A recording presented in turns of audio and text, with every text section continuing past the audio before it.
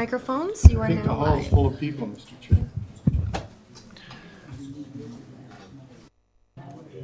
You're live, Mr. Chair. Good afternoon, ladies and gentlemen. Thank you for coming out. This meeting of the Committee of Adjustment. This is a hearing of the Committee of Adjustment for the Town of Pelham. Everyone present will be given an opportunity to comment on any of the applications being heard. Please address your comments and questions through the chair. This public meeting has been called to satisfy the requirements of the Planning Act and Council bylaws. Notice of this meeting has been given prepaid first-class mail to all persons listed as owners on the last revised assessment rule within 60 meters or 200 feet of the subject properties. In addition, a public notice sign has been posted on the lands. Agencies commenting on applications may request that certain conditions be imposed should the application be approved. Voicing objections to these conditions will not adversely affect the committee's decisions. The purpose of the applications and relative correspondence will be heard, following which the applicant will be given an opportunity to address the application. Any person concerned with the application will then be given an opportunity to speak. You will be asked to come to the podium right here. Please state your name and your mailing address for the record. At the conclusion of the discussion, the committee will render a decision and advise of any applicable conditions. Specific wording for conditions will be determined by the committee following the public portion of this hearing. All interested parties are invited to be present. Copies of decisions will be mailed to the applicant or his agent and to any other person who files a written request. There are colored forms on the table at the back for this purpose, which are available. Please fill one out if you want a copy of the decision mailed to you. Any person or public body has the right to appeal either the decision itself or the conditions of consent to the local appeal body within 20 days of the decision for minor variances and within 20 days of the mailing of the decision for consent applications. Today's hearing panel consists of, on my far left, Bernie Law, to my immediate left, Bill Sheldon. I forget his name every time, sorry about that. To my immediate right, Deputy Clerk, Holly. Don't worry, Holly. And out in front is our clerk, Nancy Bizzato. Also to my right, sitting at the table, is Curtis Thompson, our planner. Does any member of the panel have pecuniary interest in accordance with the Municipal Conflict of Interest Act, if any of the applications to be considered at this hearing? Murray? I do not. I have none. And neither do I, Madam Secretary. Madam Secretary, are there any requests for withdrawal or adjournment? Through you, Mr. Chair, no, there are not. Okay. One of the things I would like to do, because we have so many people and so many applications for tonight, I want to kind of rearrange the agenda. The agenda we'll be following A5, which is a variance at 121 Effingham Street first, followed by variance A7, which is a piece of property at 6 Brucewood, followed by B1, which is a consent application at 685 Quaker Road, followed by consent application B2 with the accompanying variances A1 and A2, which is a piece of property at 815 Foss Road, followed by a variance application A4, which is at 795 Canberra Road, the former Royal Bank building. And with that, we'll begin with file number A5, 1121 Effingham Street. Is there anyone in the audience who is the agent or owner of that particular property? Please come up. Please have a chair at the table right there.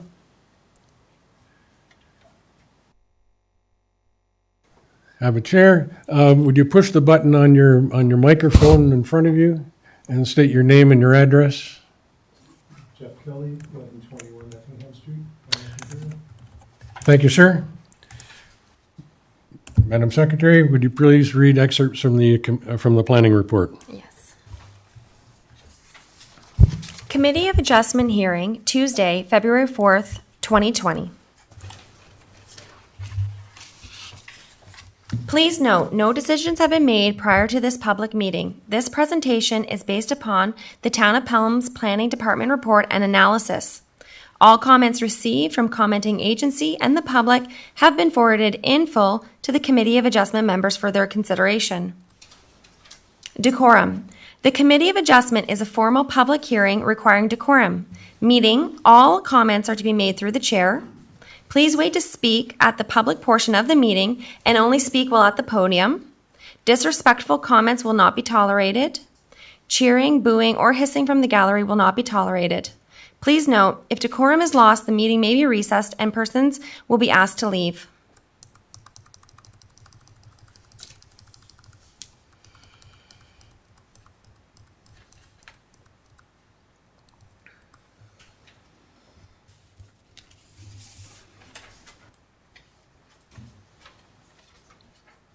Application A5/2020P, 1121 Effingham Street. Excerpts from Planning Report.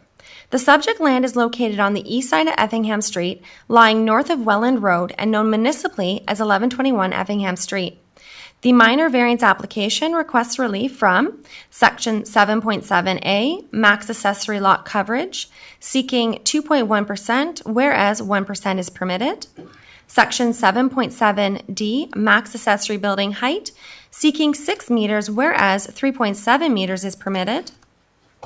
To date, the following comments have been received. MPCA, no objections. Niagara Region, requesting the applicant conduct a Stage 1 to 2 archaeological assessment prepared by a licensed archaeologist. Public Works. The proposed driveway requires an entrance permit obtained through the Public Works Department. The applicant shall bear all costs associated with these works. Building Department. A building permit will be required. Summarize public comments and Planning Department response. The proposed garage is situated in a bad location due to its topography. Its vertical impact is even more pronounced. Planning staff agree and would rather have seen the proposed garage be located north-northeast of the principal residence and within the cluster of buildings. However, the septic system is located directly north of the residence, which restricts construction and vehicle access in that area. Concerns that the proposed placement and height of the garage will decrease the real estate value of 1109 Effingham Street. There is no evidence present that this would indicate a reduced real estate valuation. Suggest relocating the garage closer to the principal residence or further to the rear. Normally, planning staff would echo the good practice of locating the buildings closer together within the existing cluster. However, as described, regarding the septic system constraints to the north and also mature trees flanking the south wall of the dwelling and would need to be removed should the building relocate in this direction. In terms of relocating the garage to the rear, it may be help reduce the vertical impact, but it would also increase in a much larger driveway, which usually is associated with additional surface and stormwater runoff. Is the variance minor in nature? The variance to increase accessory building lot coverage to 2.1% is minor overall as adequate land area remains available to handle stormwater runoff, the septic system, and preserve a rear yard amenity area. Increasing the accessory building height to 6 meters is minor given the rural context. No negative impacts are anticipated by adjacent neighbors as over 20 meters separates the nearest residential neighborhood from the building site together with some large trees acting as additional buffer screens. Is the variance desirable for the development or use of the land? Increasing the accessory building lot coverage is desirable for the land because it will allow for enhanced use of the rural residential property, which is relatively small in size and constrained from an agricultural area or traditional farming operation. The variance request to increase the accessory building height is desirable for the property as it allows for enhanced storage and use of the facility. The adjacent dwelling to the south is set back over 20 meters and is buffered by some large trees. No adverse impacts are anticipated on the surrounding lands. Does the variance maintain the general intent and purpose of the official plan? The proposed use of the building accessory to a single detached house is permitted in the specialty agricultural designation in the official plan, and the policy does permit uses which are compatible with agriculture. Given the proposed location of the accessory building, the requested increase in building height will not compromise the objectives of the official plan, particularly with respect to land use compatibility, stormwater runoff, and private sewage system servicing capabilities. The requested increase of accessory building lot coverage directly impacts the development's horizontal footprint upon the lands. Given the high potential for discovery of archaeological significant resources, without the benefit of an archaeological assessment confirming otherwise, this increased lot coverage variance in the proposed location is considered to conflict with policy D4.3. However, pending a ministry agricultural clearance resulting from an agricultural assessment, this would conform with the official plan. As a result, town and regional staff have recommended an archaeological assessment clearance as a condition of approval. The variances are appropriate given the site's rural context and meet the general intent of the town's official plan policies. Does the variance maintain the general intent and purpose of zoning bylaw? The size of the proposed accessory building's height to 6 meters and increased lot coverage to 2.1% is appropriate given the rural context. Reasonable amounts of open space remain available on the site for amenity area, stormwater runoff, and sewage system purposes. Thus, the height and lot coverage will not adversely impact the rural character of the area or the surrounding countryside. The variance maintains the intent of the zoning bylaw. Planning staff is of the opinion that the application has satisfied the Planning Act, is consistent with the provincial policy statement, and conforms to provincial, regional, and local plans. The proposal is compatible with adjacent uses and the rural agricultural character of the area. Planning staff recommend that application number A5/2020 be approved subject to the following conditions. That the applicant conduct a stage 1 to 2 archaeological assessment prepared by a licensed archaeologist and receive clearance from the Ministry of Heritage, Sports, Tourism, and Culture prior to the issuancing of a building permit. That all necessary building permits are required prior to construction commencing to the satisfaction of the chief building official. Obtain approval for a driveway entrance and culvert permit prior to the issuance of a building permit to the satisfaction of the Director of Public Works. Thank you. Thank you, Holly. Representatives, the owners of the property, you have anything you wish to add while we, to the planning report? The only thing was regarding the archaeological question that came up. I noticed the town, there was a comment in there that if there was heavy, if the land had been heavily disturbed over the years, that might be waived. And I don't know how, I know the land, there was buildings there in that area, and I know it was bulldozed over to move soil from that ground down to the lower areas in the 60s. They were swampy. Okay, Curtis, do you want to comment on that, please? To the chair, I don't exactly know. I was just making a comment that when we looked at the historical aerial imagery, that we seen there is another building that was pretty close by where the proposed building is. So I was just making a point that if it was resituated basically in the same footprint, the town would be okay waiving the requirement or just acknowledging that. The region of Niagara didn't go into that level of detail. They just said that they wanted an archaeological assessment as a condition of the variance.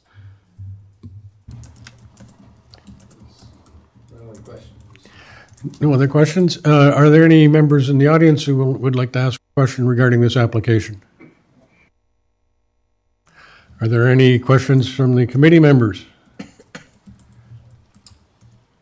Through you, Mr. Chairman, has there been any archaeological investigations in the immediate area in the recent past? Curtis, do you have any knowledge of that? Through the chair, the town has a heritage master plan, which had a large archaeological component to it. There are a number of locations throughout the town. I'd have to look at the schedules again to see if something was in a specific area. Even if something wasn't in this specific area, due to its location on a certain road and next to water courses, the archaeological investigation through that Heritage Master Plan identified this area as under, they call it the composite mapping, that it is of high potential. That's why it was flagged. So I don't know if there is something immediately nearby, to answer your question. Is that a regional policy or a town policy? Both. And provincial. But the town was willing to waive that condition? As I was saying earlier and in the planning recommendation report, if the proposed building was relocated to an area that was more or less within a meter or two of the footprint that we identified in the historical mapping, which likely would have been heavily disturbed because of that construction, we would be in a position to waive it, but it would impact the zoning. It'd be much closer to the road. To what extent, I don't know exactly how much, but the variances would change. So under this application, you're not willing to waive it? That's correct. And we have a senior level of government recommending that as a condition? Mm-hmm. Yes, that's right. Thank you. Are there any other questions? The applicants? Are there any other questions? Bernie? No, sir. Are we in a position to make a recommendation on this particular matter? Can I have a motion, please? Moved the granting of the application, Mr. Chairman. I'll second that motion. The reasons, excuse me. The reasons given for the motion to approve is that the variance is minor. Accessory lot coverage is adequate. Land remains available for stormwater runoff, septic system, and preserve a rear yard amenity area for accessory building height, rural context, and no negative impacts are anticipated given the existing tree buffer between the properties. The intent of the zoning bylaw is maintained. The intent of the official plan is maintained. The proposal is desirable for the land for accessory lot coverage, will enhance the use of the property, the accessory building height, as it allows for enhanced storage and use of the facility. This application is granted without prejudice to any other application. The town of Pelham, the Committee of Adjustment considers the written and oral comments and agrees with the minor variance report, analysis, and recommendation that application meets the Planning Act test for minor variance. Conditions, and before I proceed with the conditions, I note that there's no condition in here that residential uses are not permitted within the building. Should that be through you, Mr. Chair, should that be a consideration? I think that, yes, I think that we should probably add that there be no plumbing or plumbing fixtures installed as part of the garage. Could I have the planner's thoughts on that, please? Residential use in the detached accessory building. Oh, sorry. A residential use in the detached accessory building isn't allowed under the zoning bylaw. I know in the past, the region has sometimes requested a condition that no plumbing fixtures be added, so that's certainly a possibility, because that wouldn't, you could have plumbing regardless of whether or not it's residential, so that, but yeah, they didn't request that as a condition this time, but the Committee of Adjustment, you guys can. I think we should, I'll agree to adding that. So in addition, Mr. Chairman, in addition to the conditions listed, conduct a stage 1-2 archaeological assessment, obtain a building permit, obtain a driveway entrance and culvert permit. Number 4, that no plumbing fixtures or connections be permitted within the proposed building.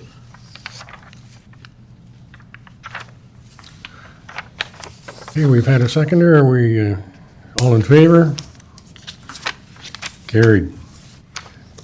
Thank you very much, and thank you for attending the meeting. And we'll be getting a copy of the written decision shortly. We'll move on to application A7, 6 Brucewood. Is there any member of the public who is here to represent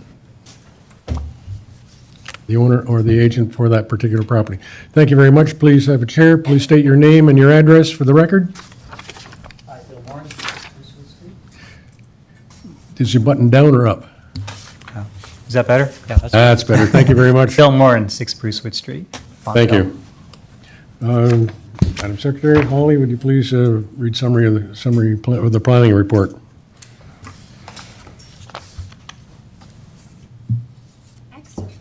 Here. Yes. File A7/2020P, 6 Brucewood Street. Excerpts from planning report. The subject parcel is located on the east side of Brucewood Street, lying south of Oak Lane in the town of Pelham. The minor variance application requests relief from Section 13.2C, maximum lot coverage, to permit a maximum lot coverage of 32.6%, whereas 30% is required. To date, the following comments have been received. Building Department. A demolition permit is required to remove the existing dwelling, and a new building permit is required for the new dwelling. Public Works Department. A comprehensive overall lot grading and drainage plan is required at building permit, complete with municipal service locations, downspouts, discharge locations, and overland flow arrows. If a new driveway is proposed, then an entrance permit will be required at the applicant's expense. Summarized public comments and planning department responses. The proposed house is not in proportion to the other houses in the area. The proposed increased building footprint, lot coverage, is actually more consistent with the neighboring dwellings to the north, which is considerably larger than the existing dwelling on the subject lands. We don't want this zoning request to set a precedent for future demolition and reconstructing of residential dwellings. All Planning Act development applications are considered independently and on their own merits. Unless a building is a designated heritage structure under Part 4 of the Heritage Act, the zoning bylaw and Ontario Building Code cannot prohibit the authorizing of a building permit to reconstruct a dwelling that complies with the zoning bylaw. Is the variance minor in nature? The requested increase in lot coverage is minor overall, as the deviation from the zoning bylaw is marginal considering the size of the subject lands. The potential for negative impacts connected to drainage issues, incompatible neighborhood character appear to be remote. Stormwater runoff concerns are unlikely and can be managed a variety of different ways, which will be reviewed during the building permit stage via an approved lot grading and drainage plan. Is the variance desirable for the development or use of the land? The requested increase in lot coverage is desirable for the subject lands and the neighborhood, as it will provide a net increase of the residential dwelling, which is comparable to the subdivisions which currently supports large gross floor area housing. Plenty of open space amenity area remains on the large lot for recreation and stormwater drainage purposes. Does the variance maintain the general intent and purpose of the official plan? Planning staff are of the opinion that the amended zoning provisions will not compromise any policy objectives of the official plan. A modest increase in the building lot coverage of the subject land is not foreseen to negatively impact the neighborhood character and respect the urban design, drainage, privacy, and land use compatibility built form. Does the variance maintain the general intent and purpose of the zoning bylaw? The proposed variance maintains the intent of the zoning bylaw because adequate room is still available for open space, privacy buffers, and stormwater drainage without unduly affecting any neighbors. Planning staff is of the opinion that the proposed minor variance should not negatively impact the surrounding neighborhood with regards to incompatibility, privacy, and stormwater runoff. The use of the subject lands will continue to be used as a single detached residential use for the foreseeable future, and the increased lot coverage is marginal given the size of the lot. In planning staff's opinion, the application is consistent with the provincial policy statements and conforms to provincial, regional, and local plans. Planning staff recommend that application file A7/2020 be granted, subject to the following conditions: that the applicant obtain all necessary demolition and building permits to the satisfaction of the chief building official, and prior to the issuance of a building permit, prepare a tree savings plan demonstrating the impact on all existing trees and indicate where new plantings will occur to the satisfaction of the Director of Community Planning and Development. Oh, thank you very much. Do you have any comments to add to the? Just briefly, Mr. Chair. Yeah, so I think as stated, the application, I mean, it is consistent with the R1 zoning bylaws. So the public comments are really more about the fact that I'm simply doing something that the bylaw or zoning requirement permits, as opposed to the variance itself. As to the tree situation, there are no trees that will have to be removed for the dwelling. I did remove some already for the entrance to the garage. So I was wondering if that condition could potentially be removed. So there is no need to remove any trees at this point. Mr. Thompson, you would like to respond to that? Thank you.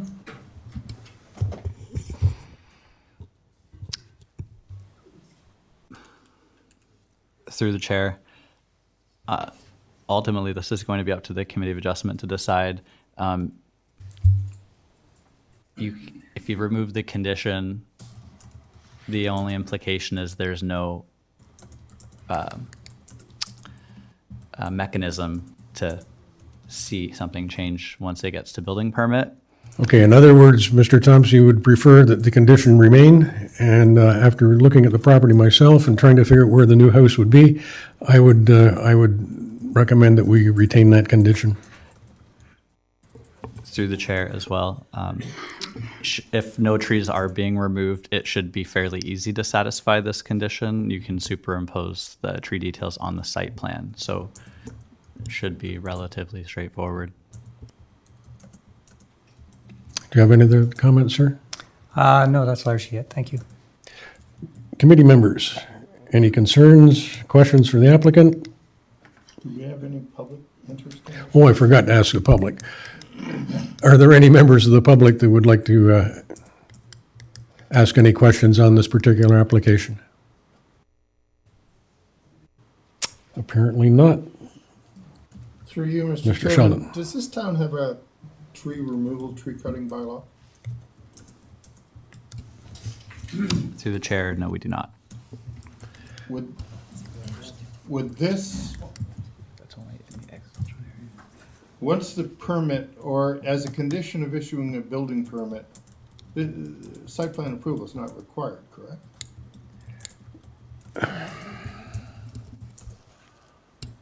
Through the chair, that's correct. Site plan approval is required for multi-unit dwellings of 3 or more, commercial buildings, industrial buildings, and greenhouses. So in terms of control, the town has little or no control over the development of the property in terms of the building itself, its architecture replacement, and the only condition that pertains would be this tree saving plan. Is that correct?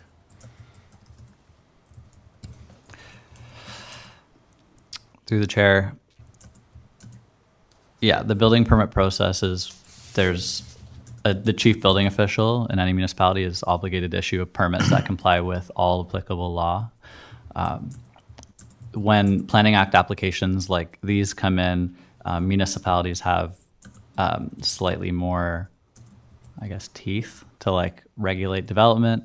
On the topic of architecture, there is no architectural control here. Had the applicant applied to reduce setbacks, it's certainly much more understandable to impose a condition that at building permit stage, the elevation plans generally comply to what was submitted at the variance.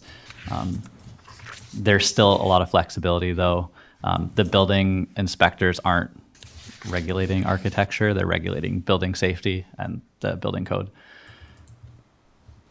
Through you, Mr. Chair, is the location, either to the applicant or the planner, is the location with dimensions of a driveway changing in this application? Sorry, could you repeat the last part? Driveway location, dimensions, is it changing? Or should the location of a driveway, if it's changing, should that be a condition? Through the chair, I defer to the applicant on this one. Sir, are you planning on retaining the current driveway location with the new house, or is the driveway, and actually the entrance from the existing roadway, is it going to be altered? The existing driveway the garage is on the same side, so the driveway will be retained. I may consider extending it to a circular driveway, since a lot of the houses, almost all of them have a circular driveway, but I haven't made up my mind on that yet. Okay.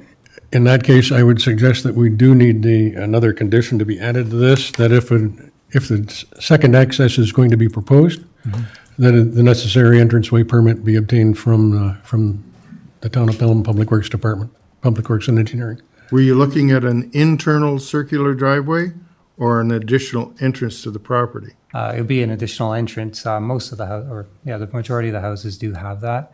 Like I said, I haven't made my mind. There would be no trees affected if I did that. I've That already was, kind of you checked anticipated my next question. that. Yeah. Yeah, no, I've already checked. Yeah. Right. Through you, Mr. Chair, to the planner, is the addition of a condition regarding the location and dimensions of additional public street access an appropriate condition? Can you enforce it? Can you? Through the chair, yes. All homeowners are required to have entrance permits before providing new driveway aprons. That doesn't change. Just having it as a condition of the variance just helps reinforce that, so that, illegal work doesn't happen without, making sure no street trees or trees on public property are being impacted. If the applicant is going to be going this route and this is a condition, I would recommend that the tree savings plan or the site plan with the trees reflect that. It's your application, Bernie. Are there any other comments? Oh, yes. I have a question. Is the lot wide enough to facilitate a circular driveway?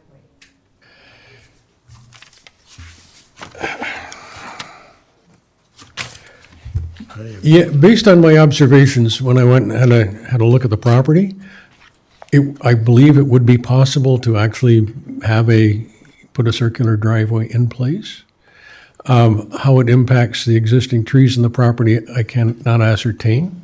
And I think that if the owner is planning on putting in a circular driveway or adding a driveway, or altering the existing entranceway to the property, it will be necessary that he does obtain an access permit from the Public Works Department. Yes, Nancy?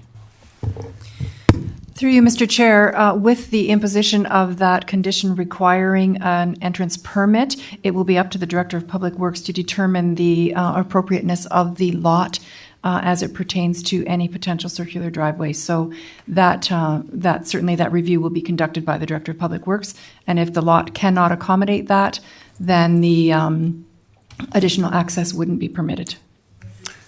Thank you. Any other questions? Any other comments? Any concerns? I have no more questions. Are we ready to make a decision on this matter?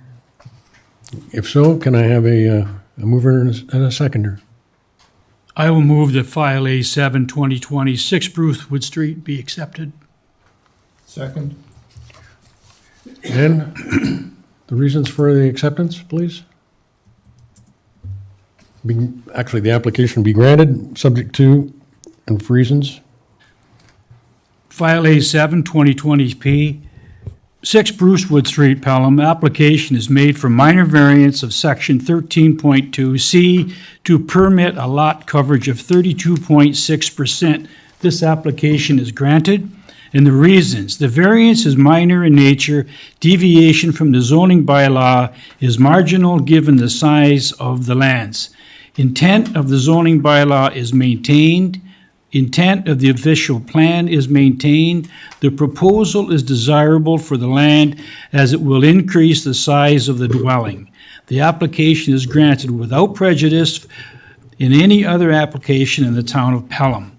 The Committee of Adjustments considered the written and oral comments and agrees with the minor variance report analysis and recommendation that this application meets the Planning Act test for minor variance. The conditions are to, number 1, obtain necessary demolition and building permits. Number 2, prepare a tree savings plan. And number 3, the driveway circle for entrance and exit be approved by the town. All in favor? Carried. Thank you very much. Thank you. We will now proceed with application B1. It's a property at 695 Quaker Road. This is for conveyance. Is there any member in the audience who is a representative of this property or the agent? Please come in, have a chair at the table. Please state your name and your address for the record.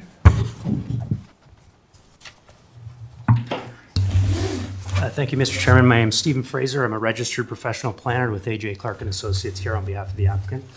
Thank you very much. Wally, can you please read a summary of the planning report for us?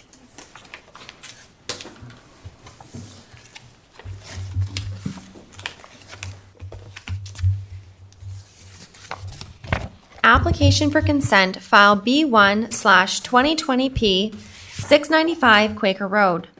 The subject parcel shown as Part 2 on the attached sketch is an interior parcel of land situated 38.10 meters south of Quaker Road, lying west of Clare Avenue in the town of Pelham. Application is made for consent to partial discharge of mortgage and to convey 765.47 meters square of land, Part 2, to merge with the abutting property to the west, 701 Quaker Road, for residential use. Part 1 is to be retained for the continued residential use of the single detached dwelling known as 695 Quaker Road. Note, the boundary adjustment is intended to facilitate rear yard land consolidation for a future draft plan of subdivision or site plan approval, draft plan of condominium in Fonthill. To date, the following comments have been received. Building Department, no comments. Public Works Department, no comments. Public, no comments. Planning staff are of the opinion that the proposal applies current planning and development goals regarding future intensification of land to provide for appropriate infill development, making more efficient use of the existing urban lands where suitable to do so. The severance will better position the lands for future subdivision or condominium development in a more efficient manner, which will not negatively affect the development ability of the balance of the lands. The proposed severance should not negatively impact the surrounding neighborhood with regards to traffic, privacy, and stormwater runoff. In planning staff's opinion, the application is consistent with the provincial policy statement and conforms to provincial, regional, and local plans. Planning staff recommend that consent file B1/2020P be granted subject to the following conditions. That merge Part 2 with 701 Quaker Road, Parts 3 to 5 on 59R-15976, and to provide the Secretary-Treasurer with a solicitor's undertaking in this regard. Provide the Secretary-Treasurer with a registrable legal description of the subject parcel together with a copy of the deposited reference plan, if applicable, for the use in the issuance of a certificate of consent. Provide the final certification fee of $395 payable to the Treasurer, Town of Pelham, be submitted to the Secretary-Treasurer. All costs associated with fulfilling conditions of consent shall be borne by the applicant. Sir, do you have any comments Do you have any comments you wish to add on this application? Thank you, Mr. Chairman. No, we fully support staff's recommendation, subject to the conditions imposed. If there's any questions of the audience or the committee, I'm happy to try to answer them to the best of my ability. Members of the public, do you have any questions regarding this application? There are no members of the public who have questions on this one. Okay, members of the panel, do we have any questions you wish to ask this gentleman? Through you, Mr. Chairman. Part 2, as indicated on that drawing, is to merge with the lands to the west, correct? That is correct. I note that there is, once that merger takes place, it would appear that there is an access point onto Quaker Road for the completed assemblage. Is that correct? Through the chair to the committee member, I'm not entirely sure of what the adjacent applicant's development proposal is, to be honest with the committee. But I do know that it is a land assembly application to facilitate a future development that's subject to a different application before council. Interesting. Can you outline the assemblage to date, assuming that this happens? Part 2. Through the chair, no, I can't, because I'm not acting on behalf of the lands to which these parcels are being transferred to. I'm acting on behalf of the owner of Part 2. So all I can tell the committee is that Part 2 is going to be sold to the adjacent owner to the west, as you mentioned. It's just to facilitate land assembly. Interesting. Any other comments from the panel? Mr. Chair. Seeing no comments, are we ready to make a decision on this matter? If so, can I have a mover and a seconder? Bernie Laws moved. Second. Bill Sheldon second. Thank you very much.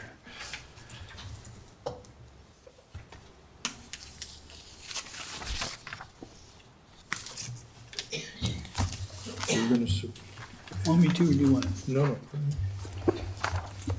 File B1 through the chair, file B1 2020P, 695 Quaker Road, Pelham.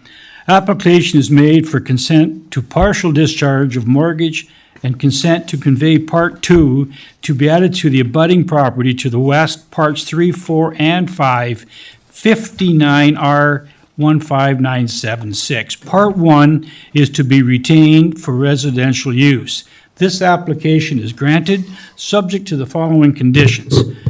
To satisfy the Secretary Treasurer that Part 2 be merged on title with Parts 3, 4, and 5 on 59R 15976, a solicitor's undertaking to merge said lands is provided. Provide a registrable legal description and copy of the deposited reference plan, and final certification fee of $395 be paid.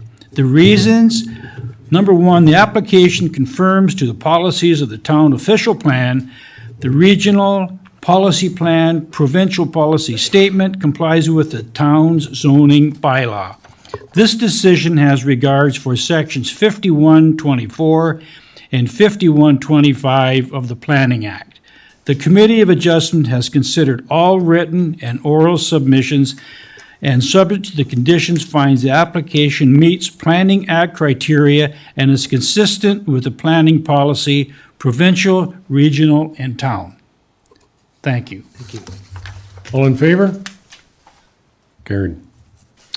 We will now proceed with application B1 220, which is being held concurrently with variance applications A1 and A2, I believe. Yes, A1 and A2, 2020. The property in question is at 815 Foss Road. Are there any members of the public present or agent for this particular application? Thank you very much. Please sit down, enjoy yourselves. Please state your name and your address for the record. My name is Patrick Maloney. I'm a lawyer with the law firm of Sullivan Manning. I appear on behalf of the applicants in this matter. Thank you, sir. Madam Secretary, would summarize the planning report for us?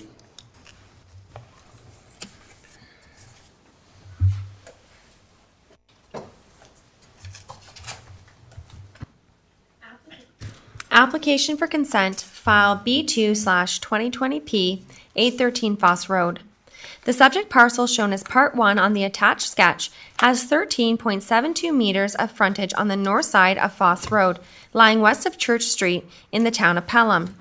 Application is made for consent to partial discharge of mortgage and to convey 689.9 meters square of land, Part 1, for construction of a residential dwelling.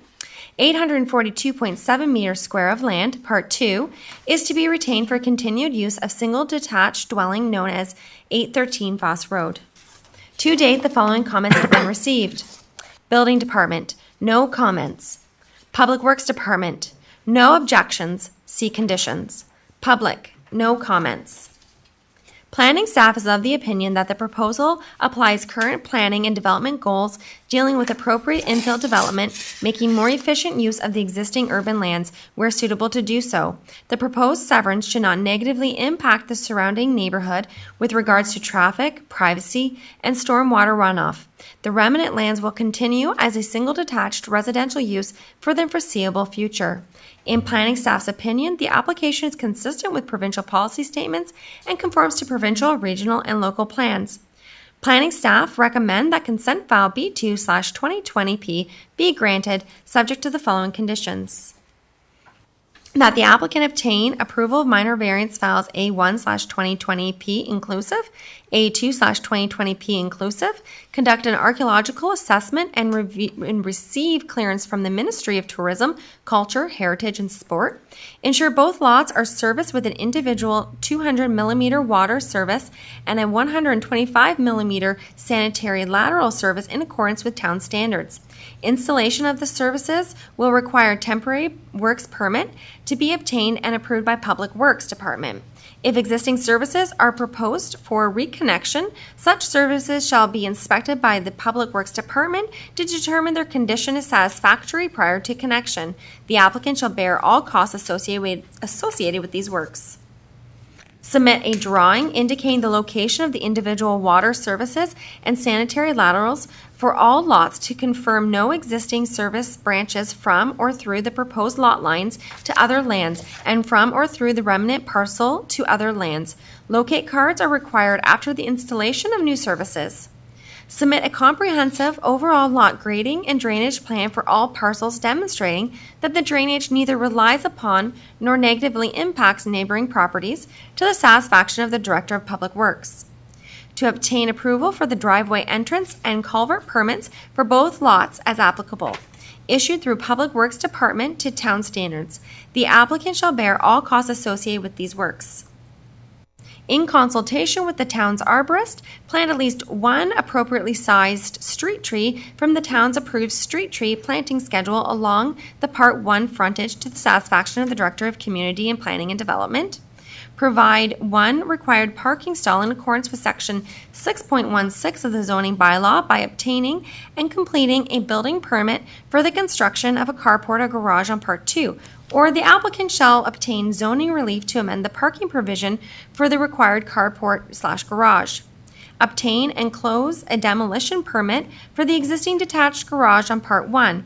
If being relocated to Part 2, a demolition permit is still required to the satisfaction of the Director of Community Planning and Development. Demonstrate through a detailed elevation plan or cross-section that the existing deck off the west wall complies with Section 6.35C of the zoning bylaw. In the event the deck does not comply, zoning relief or its removal will be required to the satisfaction of the Director of Community Planning and Development. Sign the Town of Pelham Standard Memorandum of Understanding explaining the development charges and cash in lieu of the dedication of land for park purposes are required prior to the issuance of building permit. Provide the Secretary-Treasurer with a registrable legal description of the subject parcel, together with a copy of the deposited reference plan, if applicable, for use in the issuance of the Certificate of Consent. Provide the final certification fee of $395 payable to the Treasurer, Town of Pelham, be submitted to the Secretary-Treasurer. All costs associated with fulfilling conditions of the consent shall be borne by the applicant. Sir, do you have any comments? Oops, excuse me. Do you have any comments you wish to add to the planning report? Sure. Or while we're trying to figure out what's going on with this particular application? Sure. Just briefly, Mr. Chair and members of the committee, I've neglected to introduce to the committee Jacob Davies and Nicole Witteveen, who are over in the corner standing up, not having a seat today. So in terms of the three applications, or the consent application in particular, I was going to address the other ones as well, but I'll wait to do that. In terms of the policies, the subject consent conforms with or is consistent with the PPS, conforms with the growth plan. There is a desire to intensify within the urban areas to preserve agricultural areas, which is located nearby. So this is an opportunity to allow for that to happen. And with respect to the region's official plan and city's official plan, or town's official plan, excuse me, Mr. Thompson has done a very thorough review of the planning policies associated with that, and in particular the consent policies that are located within the town's official plan. I'm not going to go through that again, but we do agree with the position of the town's planning staff with respect to the consent. The one comment I was going to make was with respect to the conditions. I did explain the conditions to my client, but I just noticed one where I think it might read incorrectly, and Mr. Thompson and I did speak on Thursday, I think, of last week, or Friday, and we didn't discuss this one, or I think we did, but it's not written the way that we discussed. Madam Clerk, if you could go to the condition with respect to provide one required parking stall in accordance with section 6.16. Yes, the second bullet on there.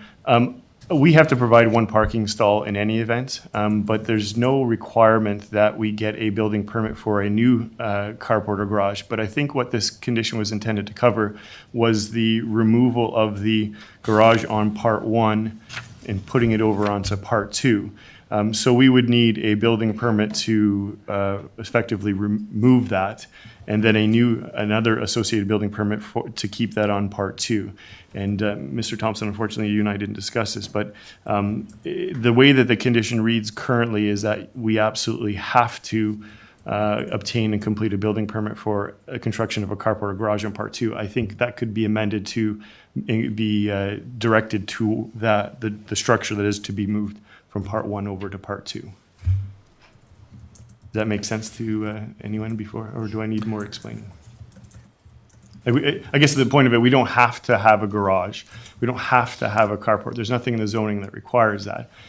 We do have to have a parking stall, clearly, and that's going to be located on the east side. But the way the condition reads right now, it suggests that we have to have a carport or garage. We would have to have a building permit for the garage that's to be removed from part 1 onto part 2. Curtis, can you give us a little hand on this? I know what the gentleman is saying. I agree that he's going to need a demolition permit, basically, To remove. to move the garage. Yes. Okay. The second part of this is my theory on this, and I'll let Curtis speak to me if I'm on the right wavelength. If you're going to move the garage to part 2, you are going to have to put in a foundation. Yes, If you put in a foundation, it does require a building permit. that's right. Okay? Yeah, and that's what I'm saying. I think this condition could just be slightly amended to directly deal with that structure. Okay, so basically, it doesn't, to me, it doesn't matter. You're going to require a building permit if you move the existing garage, or you're planning on building a carport or lean-to or whatever, somewhere following the new driveway that you have to get an entranceway permit for in any event. Curtis, am I more or less correct on my assumption? Through the chair, that's correct. Any construction over 108 square feet is going to warrant a building permit. In section 6.16A of the zoning bylaw, it's a little abnormal compared to other municipalities' bylaws for the parking requirements, but it actually does explicitly say that for residential uses, other than those listed herein, which are multi-units, one parking space in a private garage or carport per dwelling unit, it explicitly requires it to be within a building or a structure, which is where that condition originated from. And fair enough through you, Mr. Chair. And I think the plan is to have that within the garage that's on part 1, and that's what I just wanted to. So you're elaborate okay, on that. you're okay right now with Yeah. how we've put it? I think it could be amended to address the garage on part one. I think we are very clear what we're talking about and we're on the same page in terms of what we're thinking. The problem is when these are done and you and I are no longer in the discussion, and that's where the interpretation comes afoul. And I think through the discussion that we've had, I don't think we should change the condition, but we should make sure that it's understood that if the existing garage is moving, a permit will be required. Fair enough. Okay, gentlemen, are there any comments from the public regarding this application? Are there any concerns by members of the panel? I'd like to back up for a minute, Mr. Chairman. There is going to be a requirement of a garage on the new house, correct? Through the chair. Yeah, this is kind of why I still wanted to stick to on the last topic of that condition. That condition was specifically worded for part two because part two currently doesn't have a garage or a carport. So we can't create a lot that wouldn't comply with the zoning bylaw, which is why that condition spoke to section 6.16A for part two for the garage or the carport or obtain zoning relief. Part one, that garage has to be removed or relocated or zoning relief has to be granted for it because you can't have an accessory building on a vacant property. But the new dwelling that would presumably get built would also have to comply with section 6.16A, which would mean it either has to have a garage or a carport, or alternatively, they'd have to amend the zoning as well. Correct. Do you, as an applicant, understand and agree to that it's a condition of the zoning bylaw? If it's a zoning provision, then we have to comply with the zoning when a new building permit is applied for. Yeah, the only thing, So it goes without saying, I think. yeah, the only problem I had was you stated it wasn't part of the zoning.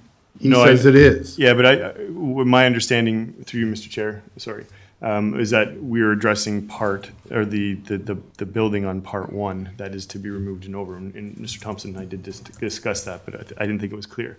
But if it's a zoning, any zoning requirement has to be complied with in order to obtain a building. Or a rezoning application. Right. Correct. All right, so we're all on the same page now? Mm-hmm. 2 garages, 2 carports? Yeah? Okay. 1 garage, 2 garage? Well, apple, tomato. There was a condition through you, Mr. Chair, read off by the secretary that isn't listed on my sheet here, I think. There was a condition to plant at least one appropriately sized street tree, and the secretary said, to the satisfaction of the town arborist, and that's not here, and I'd like to add that to item 5 of the satisfaction of the Director of Public Works. And then there was another condition under the satisfaction of the Director. Could you go through those again? I think it's missing from... Sorry, you would like me to reread the conditions? Please, for the Sure. Director of Community Planning and Development. Sure. One moment. Or maybe it's just as, maybe we can just find out what's missing. We have 6 conditions. Do you have 7? Okay, so, sorry, we can just go through them Yeah, all right. again. So for file B2, the conditions were to submit a drawing indicating the location of the individual water services and sanitary laterals for all lots to confirm no existing service branches from or through any proposed lot lines to other lands and from or through the remnant parcels to other lands. Locate cards are to be required for the installation of new services. Submit a comprehensive overall lot grading and drainage plan for all parcels demonstrating that the drainage neither relies upon nor negatively impacts neighboring properties. To the satisfaction of the Director of Public Works, obtain approval for driveway entrance and culvert permits for both lots as applicable, issued through the Public Works Department to town standards. The applicant shall bear all costs associated with these works. In consultation with the town's arborist, plant at least one appropriately sized street tree from the town's approved street tree planting schedule along the Part 1 frontage to the satisfaction of the Director of Community Planning and Development. Okay, that's That's the one. that, well, Here. unfortunately, the plant at least one appropriately sized tree is under the Director of Public Works, and you just suggested to be under the Director of Community Planning. And there be a condition associated with that, that it's to the satisfaction, so we'll adopt that, okay? Okay.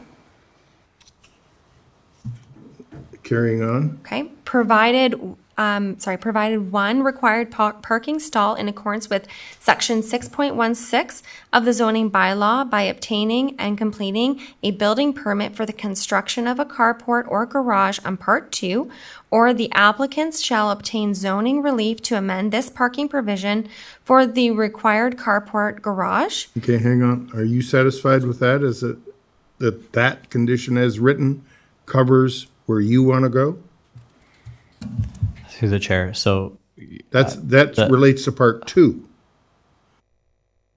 yeah, that's fine. Like the way planning staff had recommended, that was intentional, and we're satisfied. Part 1 is covered with the other condition below that about the demolition permit. Okay, So they work in conjunction together, Okay. but independently. carry on. Obtain and close a demolition permit for the existing detached garage on Part 1. If being relocated to Part 2, a demolition permit is still required to the satisfaction of the Director of Community Planning and Development. Demonstrate through a detailed elevation plan or cross-section that the existing deck off the west wall complies with Section 6.35C of the zoning bylaw. In the event the deck does not comply, zoning relief or its removal will be required to the satisfaction of the Director of Community Planning and Development. Sign the Town of Pelham Standard Memorandum of Understanding explaining that development charges and cash in lieu of the dedication of land for park purposes are required prior to the issuance of building permit. Provide the Secretary-Treasurer with a registrable legal description of the subject parcel together with a copy of the deposited reference plan, if applicable, for use in the issuance of the certificate of consent. Provide the final certification fee of $395 payable to the Treasurer, Town of Pelham, be submitted to the Secretary-Treasurer. All costs associated with fulfilling the conditions shall be borne by the applicant. Okay, Mr. Chairman, some of those conditions are far more detailed than in my document here. So what I would like the committee to do is adopt the Secretary's conditions as written, because they are more explanatory and more definitive. Through you, Mr. Chair, certainly the notices of decision will be drafted with the full explanation as I have read into the record here today. Thank you very much. Now, I have a couple of comments that I want to address before we actually get to a decision on this particular matter. One of the things I've noticed, and unfortunately it didn't show up in this particular application, but in a subsequent application, it was mentioned in the report that came from the planning department that there are currently sewer capacity issues in downtown Fenwick related to the Foss Road pumping station. I guess really what I'm after is we don't have anything from our engineer on this particular matter, what the problem is, or if there is actual capacity within the station to accommodate additional flow, whether it be from one lot or 100 lots. It's been my experience in the past that normally the region of Niagara, and at this time they did not also comment on capacity issues at the Foss Road pumping station. But I have managed to contact a few of my old compatriots, and yes, there is definitely a problem. I understand this problem is also being addressed, but it may not be satisfied for a number of years. Mr. Thompson, or do you wish to comment further on this particular matter? Through the chair. Public Works comments, or Public Works Department have provided comments. I can't speak for them precisely, but based on what they've written and what we've discussed at the pre-consultation meeting with the applicant, the prospect of one additional dwelling unit isn't foreseen to be a major issue. That was just highlighting it as a note. For some of the more intense developments in Fenwick, it's a deal breaker. And I know that I believe the town is going to be going out and doing the work shortly for the stretch on Foss Road to the pumping station. So that helps improve capacity, albeit mildly, for the short term until the region undertakes their larger capital projects with respect to upgrading the pumping station at Foss Road. And then eventually the force main, I think it's force main all the way down to Welland. But I don't want to say too much more. I mean, I can't speak precisely on what the Public Works Department commented on, but they didn't provide any issues with this development. So I am concerned that we are here, and I want to ask you one other question. Currently, is there a limitation on growth within the Fenwick urban area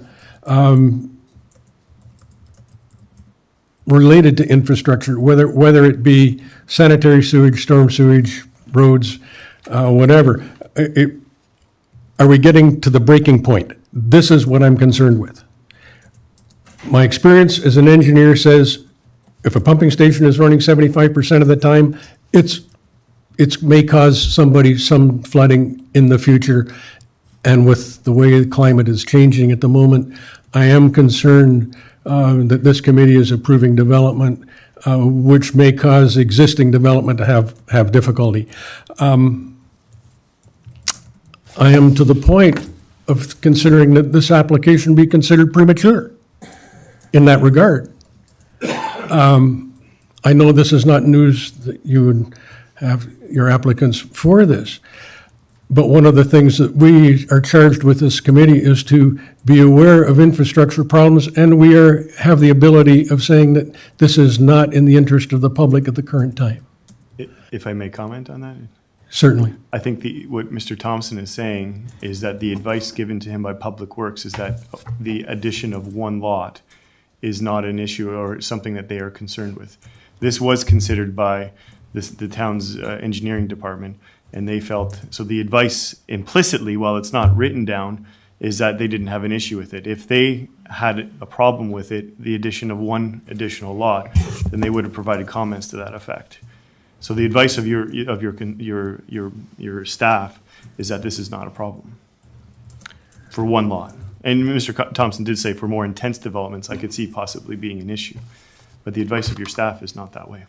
I guess then my question then is to the planning department, how many lots have been created or how many building permits have been issued recently within the village, within the Fenwick community? And has this been looked at intensively by our engineering department? Or maybe it should be looked at before we consider this application further. Through the chair, that's a lot of a question to answer at this point in time. Like, I'm not prepared to answer that question at this point. There's a number of developments in Fenwick that have happened. A lot of them were approved years ago and didn't just get finalized until recently. Through the legal process, the town is obligated to move forward with them based on past decisions. Getting a little bit off topic, but on the topic of servicing, if I can point to a pending application that's about to be heard tonight, something of that scale will be going through the site plan control process. There will be a functional servicing report that has to get submitted by a professional engineer. That will be scrutinized entirely differently than something of this scale, to be simple. But to how many developments have been approved, I don't have that information with me. Okay, how many lots or dwellings have been approved for development but are not yet constructed? It's my understanding in looking at certain sections of our official plan that a monitoring system was supposed to have been put in place, and this was starting in 2014. I was hoping that you might be able to tell us an approximate number of approved lots of record, which basically are, or approved draft plans? How many lots have there been approved in draft plans that are not yet constructed? This would have an impact because they are moving through the planning process, that they may come online prior to the town and the region rebuilding the Foss Road pumping station and force main system of the city of Welland. That is what I'm concerned with. And is these applications that we are currently looking at, or we may be looking at in the near future from Fenwick, because of intensification, which seems to be the goal of the planning department currently, have we looked at this well enough to know what the limitations are, whether that is with regard to the sanitary sewer collection system and or the water supply and distribution system? These are key questions that, for me, as a member of this committee, should be resolved. Thank you very much. Now, that's all I really have to say on this. Are there any other comments from the members of the committee? Through you, Mr. Chairman,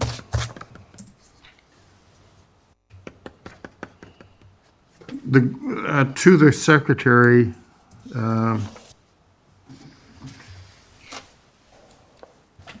application for consent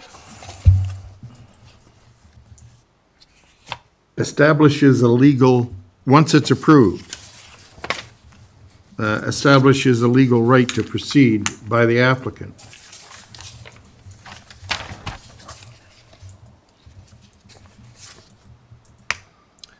Once that happens and things go south and engineering says, yeah, you got your consent, but because of the situation described most aptly by the chair, that we've got a backlog of approved but not built lots, and you're number 122 on a list of 123, and we're cutting off development at 6.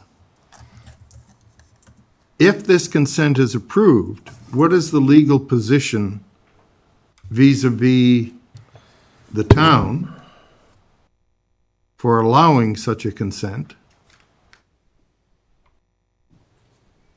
and the applicant who says, no, no, no, no, I have my consent, it's here, I got it, I want to build now. Those guys don't want to build for a year or 2 years, or can't build for a year or 2 years, I want to build now. And the town and the region say, no, no, no, no, you can't do that because of the conditions. Where do we stand, Madam Chair, Madam Secretary? Through you, Mr. Chair, all Planning Act applications for consent are given by the committee. If they're approved, they're given what's called a provisional consent. And what that means is, provided all of the conditions that have been imposed by the Committee of Adjustment are satisfied, then the consent is given the final approval by the Secretary Treasurer's certificate. So with the analysis of the Public Works Department for this particular application, based on what the application represents and what the current situation is for the area, they have conducted their study and requested certain conditions be imposed. So what happens from here? If the committee approves the application and imposes these conditions, the applicants have 1 year to satisfy those conditions, and if they cannot be satisfied, then the application fails. If they are satisfied, then we issue the final certificate of consent, following which that is registered, and the new lot is registered, and the applicants then have the ability to apply for a building permit. At the building permit stage, of course, there would be all of the requirements that are standard under the building code. There would need to be lot grading, drainage, all of those plans would have to be submitted for the new proposed residence as well. So during the 1 year, the applicant, being a responsible solicitor, would go to the town's Director of Public Works and the region and say, I want to be sure that I'm going to be able to build on this lot and get written approval from those various levels of government that would be permitted within the time frame established by the solicitor. But if the region and/or the town said, no, no, no, this consent should never have been offered or allowed because we have these bottlenecks, and he doesn't make it successfully through the first year, is that a scenario that we can envisage here?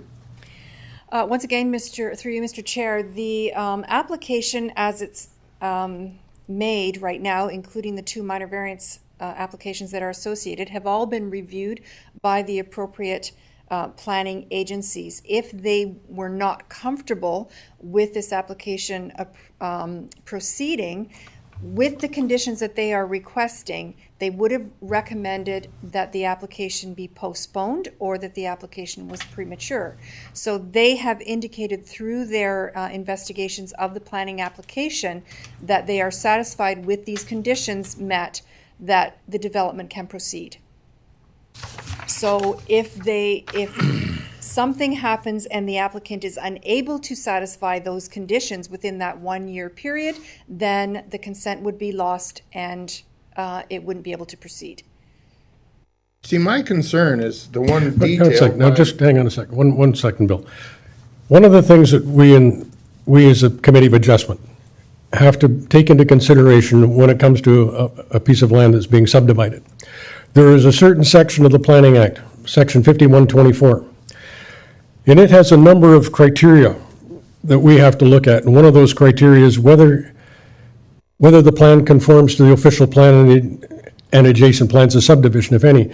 One of the things is this proposal premature? We also have to look at the adequacy of utilities and municipal services. It's not common. I know it's not common for an engineering department. 1 lot usually goes. If this were a 15 or 20 lot subdivision, it might not. But we are dealing with 1 lot, and is this the tipping bucket? That's what I'd like to know. I would like to know before I deal with this particular consent, how many lots have been given draft plan approval in the settlement area of Fenwick that are not yet developed.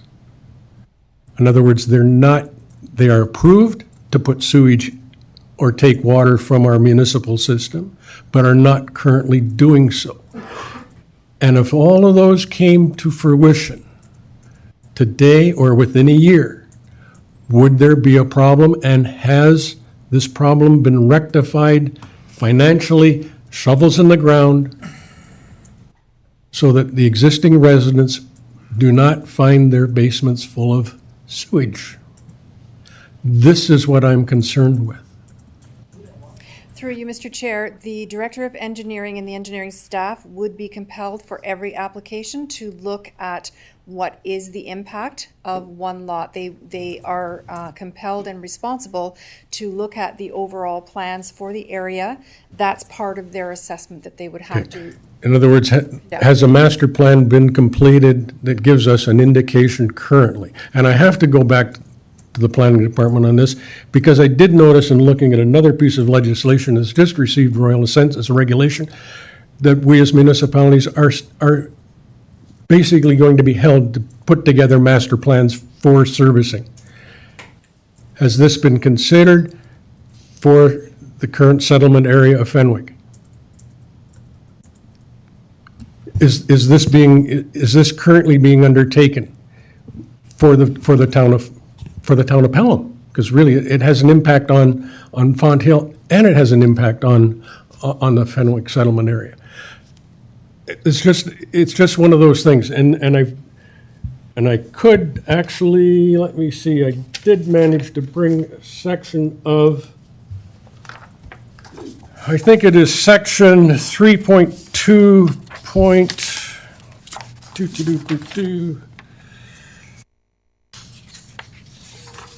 3.2.6 and 3.2.5 of the Greater Golden Horseshoe Planning, whatever, I forget the name of the, that's that new one anyway, came out May 16th of 2019. And planning and development, optimization, expansion, existing plant corridors, and that goes on, and it goes back into water and wastewater systems. And it's talking about municipal, and it's talking about they should be optimized, and that we should be looking at ways of making sure that we can sustain those systems. And I'm concerned, but this is one lot. And our engineers, town engineer has not said anything with this regard. But I did notice on another application we will be looking at later tonight that certain works need to be done looking at the existing system. This particular application is on Foss Road. It is somewhat west of the existing pumping station, but it is on the lower end of the system. That's what concerns me. Anyway, that's enough. Are we ready to make a decision on this particular application? Through you, Mr. Chairman, I have a question of the applicant. You understand our concern. You understand where we're coming from as a committee. I do, and I can provide you further comment if you wish. Please. Well, I think I understand where you're coming, and Mr. Thompson and I did discuss this, and there was discussion that he told me internally with Public Works on this direct issue. And so the conclusion reached by Public Works, I think, is what you're being told by your staff, is that for the one lot severance, there was not an issue. And I was going to add, if there's draft plan approval on any subdivision within Fenwick, and I don't know what has been draft plan approved or not, but it's draft plan approved, which means they have to meet a number of conditions. One of the typical conditions is that there has to be capacity in order to register that plan as subdivision. So if there's, and Mr. Thompson, I don't want to speak out of turn, but well, I guess we don't know what's been, I don't know what's been drafted approved or not, but it's a typical condition. So if there's any sort of security to provide to your minds, is that there is a sort of a filter or a net that could catch if there was a capacity issue associated with a draft plan approval. But this is just a one lot severance. It's not a draft plan of subdivision. No, but through you, Mr. Chairman, that is all good. But as a knowledgeable solicitor, you would advise your clients, this could become a real issue, right? Fair enough, but fair enough. Again, staff has no, that's fine. That it's not an issue. No, that's fine, Mr. Chairman. I'm going to move the application for consent, and I would like to rely on the conditions supplied by the secretary. And I think there should also be an additional condition that the consent would be approved subject to the approval of the applications for variance A1 and A2. And A2, so that the consent that we're considering has a whole list of conditions as read out by the secretary, but one additional one would be that the consent does not proceed if this committee in its wisdom turns down the variance applications. Okay. So moved. Second? As amended, so moved. Seconded by Bernie. All in favor? What did I just hang on? All in favor? I would like some reasons, and we will get to that. We're going to grant your consent basically for the following reasons and with conditions. All right, we have the list of conditions that the secretary is going to detail in the final decision, and the reasons: application conform to the policy of the town's official plan, regional policy plan, provincial policy statement, complies with the town's zoning bylaw, decision has regard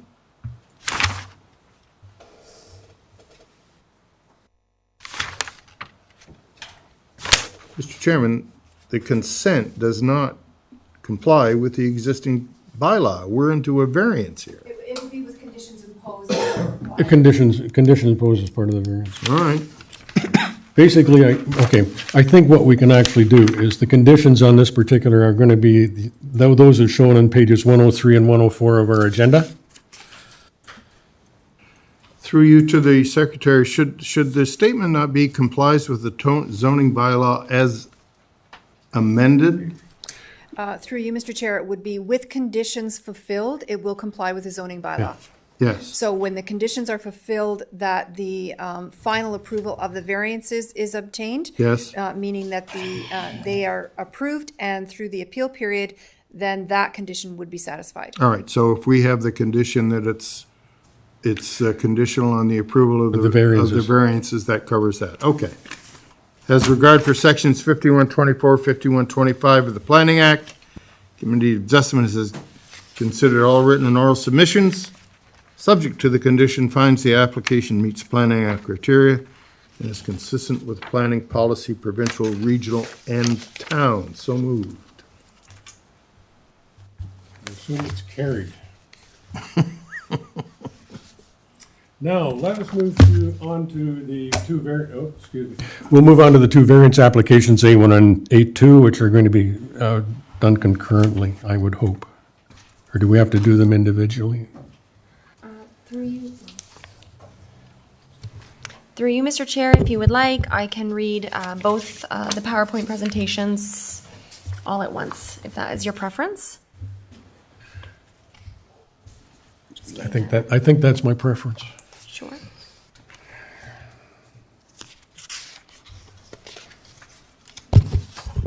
Okay.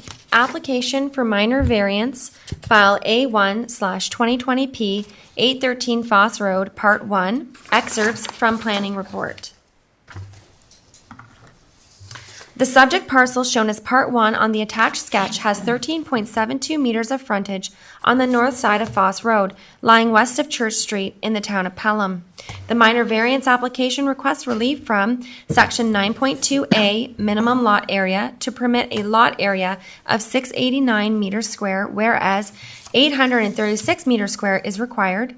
Section 9.2B, minimum lot frontage, to permit a lot frontage of 13.72 meters, whereas 18 meters is required. To date, the following comments have been received. Building Department, a demolition permit will be required for the existing garage to be removed. Public Works Department, no comments. Public, no comments. Is the variance minor in nature? The proposed reduced lot area and lot frontage are minor in nature given the surrounding area. Smaller lot size are increasingly becoming common throughout the town, region, and province. The reduced lot area can still comfortably accommodate the proposed dwelling while accommodating the existing dwelling on the remnant parcel. Both proposed variances will facilitate the additional residential building lot to be created on a relatively smaller parcel of land, 432 meters square. The variants are considered minor in nature as no adverse impacts are anticipated from the requested variance. This is because the resulting built form is generally consistent with the existing neighborhood from a land use, orientation, and massing perspective, and is considered an appropriately sensitive form of infill redevelopment. Is the variance desirable for the development or use of the land? The variance to reduce the minimum lot area and lot frontage are desirable for the lands because it will allow for the creation of an additional residential building lot on a fairly large, underutilized open space within the Village of Fenwick urban settlement area. Plenty of open space amenity areas remain on the deep lot for recreation and stormwater drainage purposes. The proposed lot dimensions are also consistent with contemporary development standards and should not adversely impact the leisure and privacy of others. Does the variance maintain the general intent and purpose of the official plan?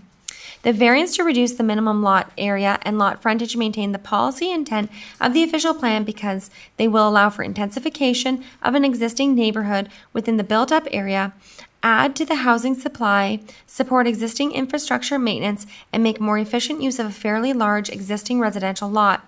The minor reduction in lot area and lot frontage will not negatively impact the character of the neighborhood, but instead help strengthen and diversify the housing stock. The variance will aid in the gentle intensification of existing urban settlement area.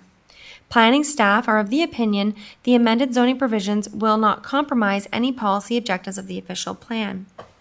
Does the variance maintain the general intent and purpose of the zoning bylaw?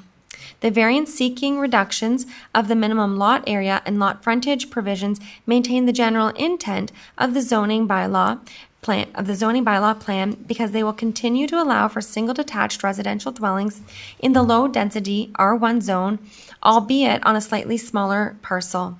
The proposed lot area and lot frontage are still in keeping with the surrounding neighborhood, not just those dwellings immediately adjacent. Planning staff is of the opinion that the proposal applies current planning and development goals dealing with appropriate infill development, making more efficient use of existing urban lands where suitable to do so. Planning staff is of the opinion that the application is consistent with the provincial policy statement and conforms with provincial, regional, and local plans. Planning staff recommend that application A1/2020 P be granted. That the applicant require a demolition permit of the existing garage to be removed is obtained. File A2/2020P 813 Foss Road, Part 2. Excerpts from Planning Report. The subject parcel, shown as Part 2 on the attached sketch, has 16.76 meters of frontage on the north side of Foss Road, lying west of Church Street and known locally as 813 Foss Road in town of Pelham. The minor variance application requests relief from Section 9.2B, minimum lot frontage, to permit a lot frontage of 16.76 meters, whereas 18 meters is required. To date, the following comments have been received. Building Department, no comments. Public Works Department, no comments. Public, no comments. Is the variance minor in nature? The proposed reduced lot frontage is minor in nature given the surrounding area. Smaller lot sizes are increasingly becoming common throughout the town, region, and province. The reduced lot frontage can still comfortably accommodate the existing dwelling while accommodating the proposed dwelling on the severed parcel. Is the variance desirable for the development or use of the land?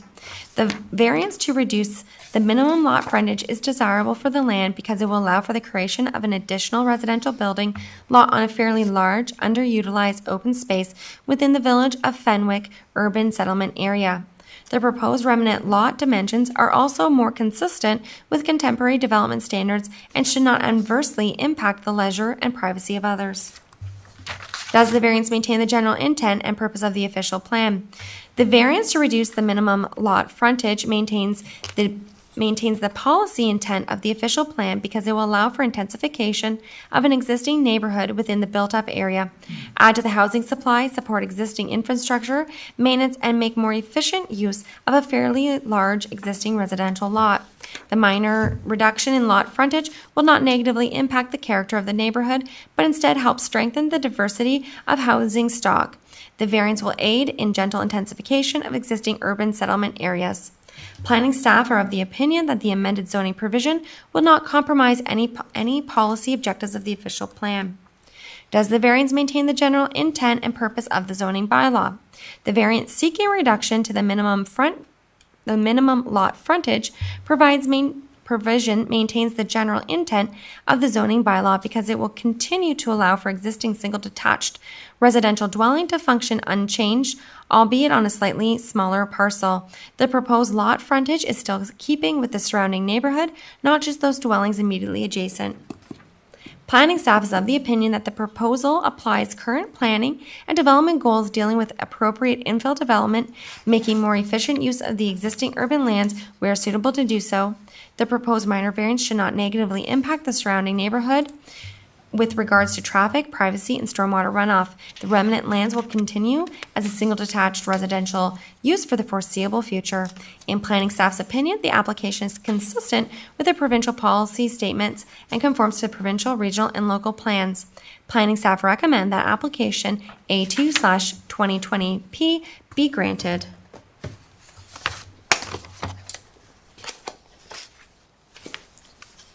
Is Sir, do you have any more comments you wish to add to this particular application? Sure, Mr. Chair, just briefly, in terms of the neighborhood, I think the character of the neighborhood is one thing that we considered as part of this, and you see that there's a wide variety of lot sizes, dwelling sizes, and they are all relatively deep lots. And in terms of the lot area, it is a minor reduction to the zoning requirement. However, one of the intents and purposes of having a minimum lot area is to make sure that there's sufficient area for a dwelling that is, and then amenity area and drainage and all that sort of thing.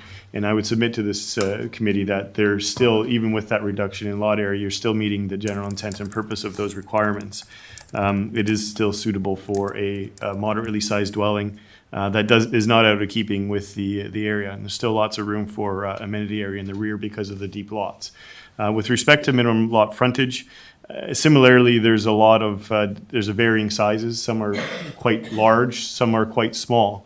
But the point being is that the lot frontage proposed for both lots is consistent or compatible with the area. There are other lots in the area that have similar frontages, and so it will not be completely out of keeping with what's in the area.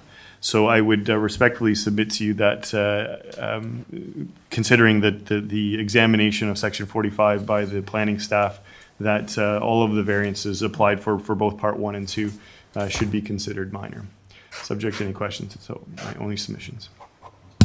Thank you very much. Are there any members of the public that wish to make comment or ask questions regarding the applications in front of us?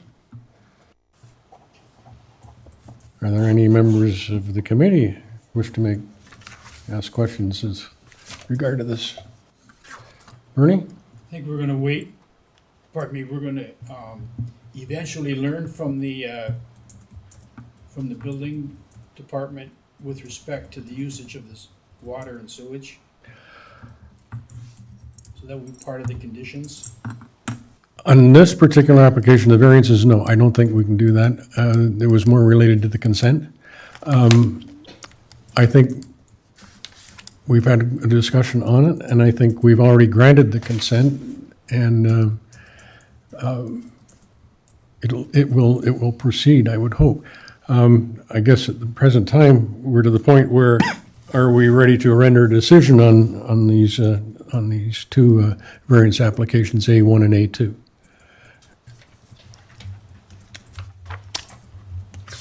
Yes. Second.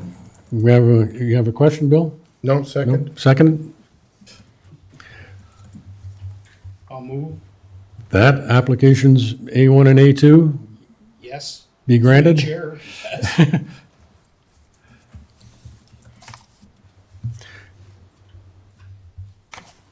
Through you, Mr. Chair, I believe the member is making a motion to approve the application. Applications. Is that correct, Mr. Member? I'll make the application to move. Move the applications be approved? For the approval? Yes. Thank you. I think Bill seconded it. Yep. And We have reasons? we have to have some, we're going to grant them, and the reasons, They're both the please. same, there's just a condition that's So added to A1 or one. A2? Yeah, take your pick on the reasons and then just add the condition on A2. Or A1, yeah. A1? It has a condition attached to it. Okay, file A1 2020P 813 Foss Road, Pelham. Application is made for minor variance of section 9.2A to permit a lot area of 689 meters. Section 9.2 to permit a lot frontage of 13.72 meters. This application is granted, and the reasons. The variance is minor in nature, given the surrounding area, and has no adverse impacts are anticipated. Intent of the zoning bylaw is maintained. Intent of the official plan is maintained. The proposal is desirable, and the land as it will allows for the creation of an additional residential building. This application is granted without prejudice to any other applications in the town of Pelham. No objections were received. The Committee of Adjustments considered the written and oral comments and agrees with the minor variance report analysis and recommendations that this application meets the Planning Act test for the minor variance. The conditions: 1, obtain a demolition permit for the existing garage.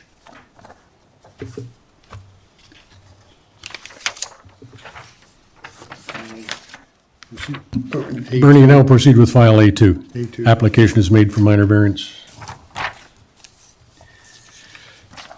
A2, 813 Foss Road, Pelham. Application is made for minor variance section 9.2 to permit a lot frontage of 16.76 meter. This application is granted, and the reasons for this is the variance is minor in nature given the surrounding area. Intent by the zoning bylaw is maintained. Intent of the official plan is maintained.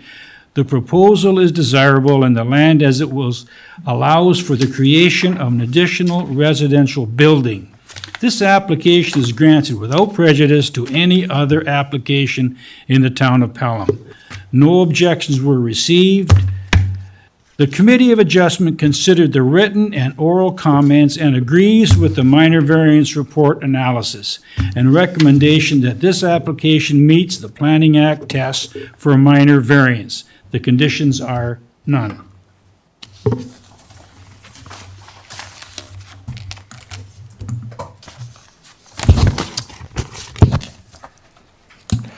Should there not be a condition about an entrance permit?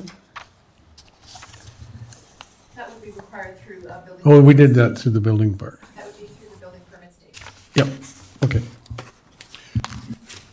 Thank you, Madam Secretary. All in favor? Granted, both are granted. Thank you. Now, we're going to proceed with variance application A4. Property is at 795 Canberra Road. Holly, oh yes, do we have a representative? I guess myself, the three of us. Please sit down. Please state your name and address for the record. Thank you, Mr. Chair. My name is Mark Young. In my head. Push the button. The button should be up. Is that it? Okay, see the little button? Push down. It should, if it came up. Hello. There you go. Thank you, very Mr. much. Chair. My name is Mark Young. I live at 990 Cream Street. Danielle Greenwood. I live at 5041 Elko Road in Wellandport and owner of Maxwell Homes. Excuse me, Mr. Chair, I'm Mark Schultz. I live at 595 Balfour Street. I'm working for Mr. Young.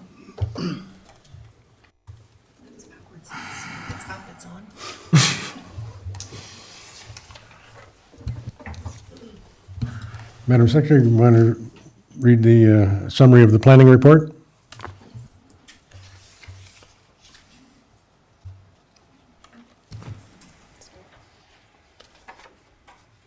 Application for minor variance, file A4/2020P 795 Canberra Road. Excerpts from planning report. The subject land is located on the northeast corner of Canberra Road and Maple Street, known municipally as 795 Canberra Road in the town of Pelham. The minor variance application requests relief from Section 6.16A, minimum parking to allow 0 parking stalls, whereas the bylaw requires 3 stalls for 8 hotel suites. Section 20.2C, maximum lot coverage to allow 57%, whereas 40% is required. Section 20.2D, maximum gross floor area to allow a GFA of 191%, whereas 50% is required. Section 20.2E, minimum front yard to allow a front yard of 1.83 meters, whereas 6 meters is required. Section 20.2F3, minimum side yard abutting street. to allow 0.06 meters for the corner entrance and 1.83 meters for the west wall, whereas 3 meters is required. To date, the following comments have been received. Building Department, a building permit will be required. Public Works Department, stormwater management brief outlining the proposed stormwater management strategy using runoff calculations based on pre to post. Functional servicing report confirming adequate capacity in both the water and sanitary mains to accommodate post-development discharge rates. Site servicing plan also showing existing topographic elevations on the survey plan. Niagara Catholic School Board objects to the reduction of front yard setback and side yard setback because it will narrow the sidewalks, forcing students to walk closer to traffic and parked cars, creating a safety concern. Town planning staff connected with the Niagara Student Transportation Services, whom commented on behalf of NCDSB after they had provided comments clarifying this misinterpretation of the site plan and requested zoning setbacks. The reduced front yard setback, Canberra Road frontage, is actually maintaining the existing front yard setback at the sidewalk by growing vertically, not horizontally. The reduced side yard setbacks are not impacting nor encroaching upon the public sidewalk because the traveled sidewalk is on public property and the proposed wall extensions are exclusively on private property. The corner extension will be occupying what is currently a concrete wheelchair ramp, including its railings. The west wall extension will be occupying what is currently private lawn and asphalt parking. This wall extension is plus or minus 4 meters from Maple Street sidewalk. Public comments summarized and Planning Department responses. Concern with lack of parking. Visitors regularly park in my parking lot at Clarence Service Center, which is open Monday to Friday, 8 a.m. to 5 p.m. Unfortunately, this is an existing situation. Perhaps the installation of additional or alternative parking, no parking / towing type signage may improve the situation. The proposed redevelopment may be required to install signage directing customers / visitors to specific public parking areas. However, these details would be addressed as part of the site plan control application. Concerned that the increase of vehicles parking in my private lot will be dangerous. Unauthorized vehicle parking on private property is unlawful and is trespassing. Dangerous driving habits within parking lots can be reduced or eliminated through design measures such as directional pavement markings, physical obstructions, and/or signage. The municipal parking lot is full on most occasions and vehicles park on the street. The parking impact survey supplied by Associates Engineering found that this lot was only near capacity for a couple hours on Saturday evenings in the summer. On-street parking is permitted on both sides of Maple Street, and this helps handle the overflow during peak periods. Vehicle parked on street also help to calm the speed of passing traffic and improve pedestrian sidewalk experience, as parked vehicles provide an additional buffer between the sidewalk and moving traffic. Is there a need for 8 hotel rooms in Fenwick? Fenwick does not need short-term rentals. Policy B1.2.4.1 of the official plan states that the financial feasibility of or market potential for mixed-use redevelopment proposals will not form a basis of any decision. Hotels and motels are permitted uses within the general commercial zone. The proposed hotel would serve Fenwick and the surrounding area. The applicant is satisfied that this is a viable business case in this regard. 3 stories is a monstrosity size of building. How does it fit in the small town feel? The building height complies with the zoning bylaw. The downtown master plan actually calls for building heights of a minimum 2-story and maximum of 3 stories. The prescribed 60-meter radius for public notice circulation is inadequate, and it should have been based on the town-owned parking lot. These are prescribed requirements under the Planning Act. Though the 60-meter radius is a minimum, cherry picking which development applications should receive additional public notice requirements may be considered discriminatory to an applicant. Without some type of good faith policy or bylaw adopted by town council to direct staff, this is an unreasonable practice. 2 public notice signs were also posted on the subject lands, providing supplementary notice, one for each street. Why the rush for the public hearing? Because the Planning Act requires municipalities to hold a hearing for minor variance applications within 30 days of receiving the application. Has a traffic evaluation been done? A parking impact study prepared by Associated Engineering was submitted with the application. A traffic impact study was not requested by either town or regional staff, as the impact on the transportation network resulting from the proposed development is marginal overall. Reducing the yard setback is a safety concern for drivers. The requested front yard setback is principally associated with the vertical addition. The proposed changes on the ground floor relevant to the safety concern are for the proposed corner entrance, which expands westward towards Maple Street by 1.2 meters. The only sight line concern would be for southbound vehicles turning off of Maple Street. The line of sight for a driver positioned at the Maple Street stop bar looking for westbound Canberra Road vehicles is not impacted, as the building wall is approximately 15 meters northeast of this stop bar, and the front yard building wall in question is already existing. The corner expansion is actually behind the driver's line of sight. Is the variance minor in nature? Reducing the minimum parking requirement is minor overall, considering the existing legal non-complying situation of the former occupant being the bank, which required 12 parking stalls. The proposed redevelopment requires 10 parking stalls, effectively netting a lower parking requirement. The submitted parking impact study indicated that the adjacent municipal parking lot only approaches capacity around Saturday evenings for a couple of hours. Adequate on-street parking is also available on both sides of Maple Street, with stalls along Canberra Road. Providing additional off-street parking stalls on the subject land is not physically possible given the triangular shape, parcel, and existing structure which is planned to be retained. Increasing the maximum GFA from 50% to 191% appears dramatic, but is, in planning staff's opinion, actually quite typical of downtown-style buildings and compact, mixed-use neighborhoods. The subject land can comfortably support this type of building given the local context, and proposed GFA can be inferred minor overall. Increasing the maximum lot coverage from 40 to 57% is minor overall because little additional storm water runoff will be introduced, as the majority of the subject lands were hard surfaced originally. The proposed lot coverage is also a response to the more compact urban village character of the historical downtown Fenwick built form. Reducing the side yard setback to Maple Street is minor in nature given the downtown village context, which consists of other compact multi-story buildings located close to the public street.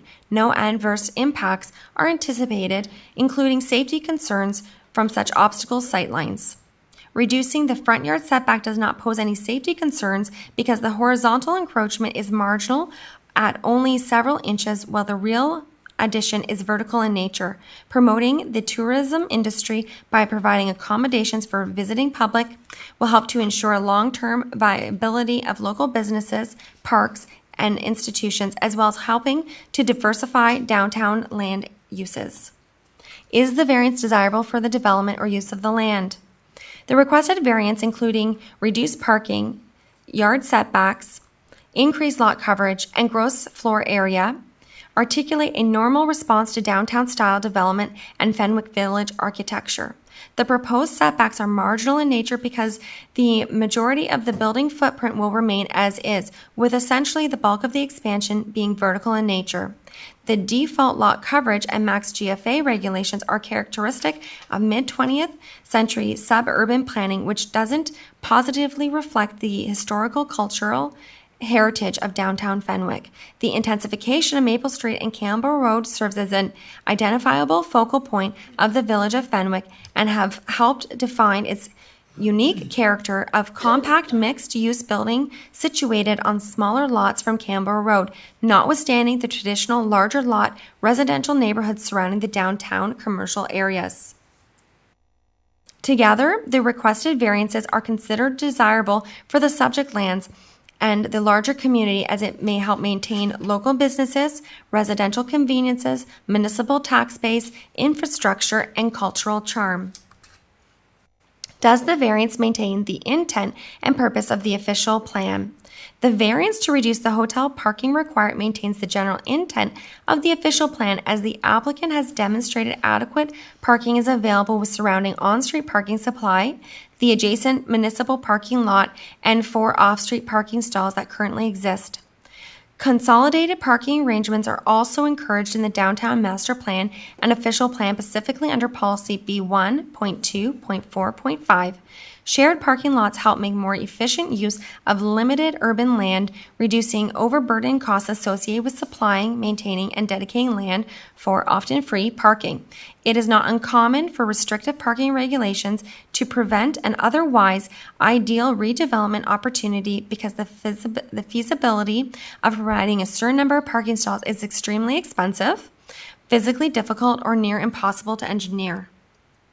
The relief requested for the balance of the zoning provisions maintain the general intent of the official plan because they collectively recognize a legal non-complying situation, enable the progressive expansion and redevelopment of a single-use commercial building into a more productive 3-story mixed-use building, which positively attracts the landscape with new doors, entries, windows, and improves the built character of downtown Fenwick. Planning staff are of the opinion that the proposed redevelopment articulates a positive response to the town's official plan policies, which call for investment in the business, tourism, and hospitality industries to grow the village of Fonthill as a walkable, diverse, and desirable regional destination and community for local residents. Does the variance maintain the general intent and purpose of the zoning bylaw? The requested reduction in parking stalls for the proposed hotel suites maintains the overall intent of the zoning bylaw because Section 6.16G is intended to both recognize and protect legal nonconforming uses and legal noncompliance situations. A strict interpretation of this subsection by town staff warrants the trigger to request zoning relief for the proposed hotel's parking stall requirement. However, the effective net result on 795 Campbell Road's parking requirement is actually less than what was previously required for the former bank operation. Planning staff are of the opinion the variance maintains the general intent of the zoning bylaw. Planning staff are of the opinion that the proposal applies current planning and development principles dealing with appropriate redevelopment and intensification downtown, making more efficient use of the designated urban area lands where suitable to do so. The proposed minor variance should not negatively impact the surrounding neighborhood with regards to land use incompatibility, traffic, parking, safety, and stormwater runoff. In planning staff's opinion, the application is considered an innovative form of compact, walkable urban redevelopment, is consistent with provincial policy statement, and conforms to provincial, regional, and local plans. Planning staff recommend that application A4 2020P be approved. Subject to the following conditions: that all necessary building permits are required prior to construction commencing to the satisfaction of the chief building official, to the satisfaction of the Director of Public Works, that a stormwater management brief outlining the proposed stormwater management strategy using runoff calculations based on pre to post be submitted, to the satisfaction of the Director of Public Works that a functional servicing report confirming adequate capacity in both the water and sanitary mains to accommodate post-development discharge rates be submitted, to the satisfaction of the Director of Public Works that the site servicing plan also showing existing topography elevations of the site plan be submitted.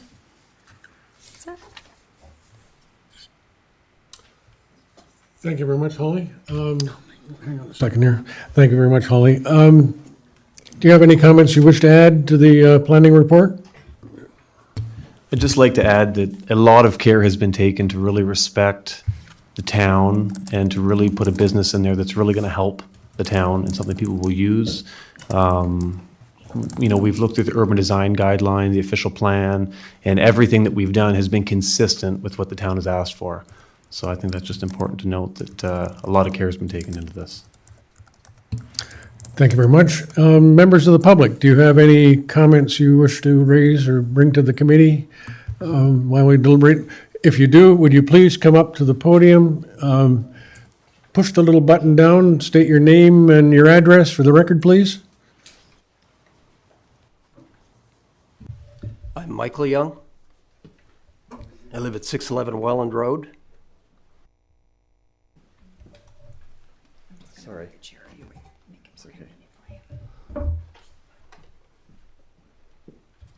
I'd just like to say that I think this is a great thing happening to Fenwick. First time we've actually had some viable accommodation for short-term people to come in. I have friends and relatives sometimes that come in and there's no place in the area to stay, so they have to go down to St. Catharines, Niagara Falls, Welland sometimes to stay in places. And the Broken Gavel is a great place now for to go for dinner and stuff like that, and people from everywhere, as far as Windsor, if you can believe, Toronto, are coming down to this place and having dinner and no place to stay. And you know, sometimes they'd like to stay overnight. I mean, it's just a small thing, but anyway, that's all I'd like to say. I think it's a great thing that's happening. Thank you very much for your comments. Anyone else wish to comment? Please come up one at a time, state your name and address for the record. Thank you very much. Mr. Chairman, I'm Mark Bay, 1147 Maple Street, Fenwick, so I'm just around the corner. I want to commend you on your project. You've obviously put some time and effort into it, but I think there's some issues that are either being sidestepped or are lacking. Okay? Initially, first and foremost, we'll hit the big one, parking. Your own architect says you require 15. Now the town is saying, we're going to let you have less. You're asking for less. Blow up your architect drawings. It says it's looking for 7 based on the square footage of the commercial, 1 per unit for your hotel. It's on your drawings. Mr. Chair, it's the bylaw is 1 to 3 is the ratio for hotel I'm not room. talking by law. I'm talking your own architect. Excuse me. Sorry. Address the chair, please, then I will direct your question and Mr. hopefully Chair, get an answer. his Thank you very drawings much. have a note by his architect saying, based on square footage, commercial space requires 7. They want to use the existing 4 behind the building, 3 for parking on the sidewalks to accommodate those 7 for commercial space. An additional 8, he's saying, 1 for each unit for the hotel. That's his architect. The town is saying, okay, our bylaw says 3. He's requesting even less. We have a parking lot that I would suggest that maybe the study be readdressed, because I go by there all the time, and if it's not full, it's 3/4 full, and I have overflow in my front yard regularly. I wish your business well. I'm not wishing it any demise whatsoever. If it does well, it's going to make that problem worse. Okay. Do you want to address one at a time or keep going?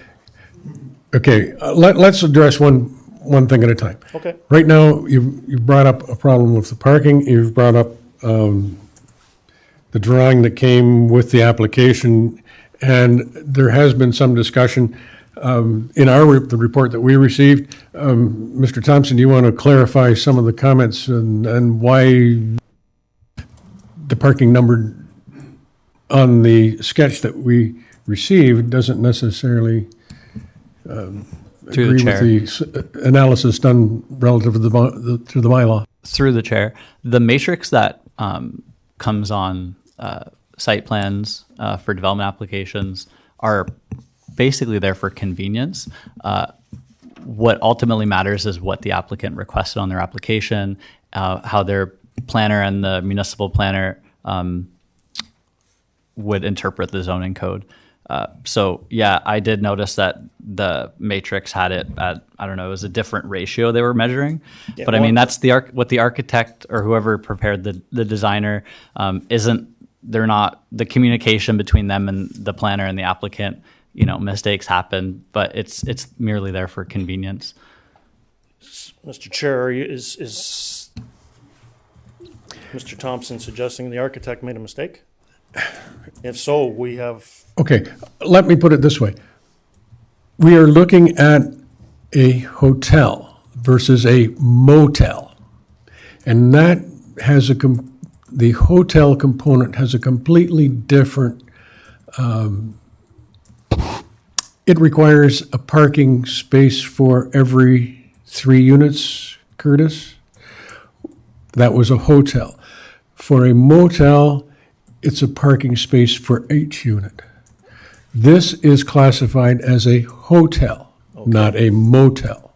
Mr. Chair, also, I believe the town, although it does not have an official bylaw stating where hotels or short-term rentals can be, they have a policy in place that they are not in residential areas. The 60 meters that was given to that property encompasses several residential properties. So we've got a multiple use area that is now affected.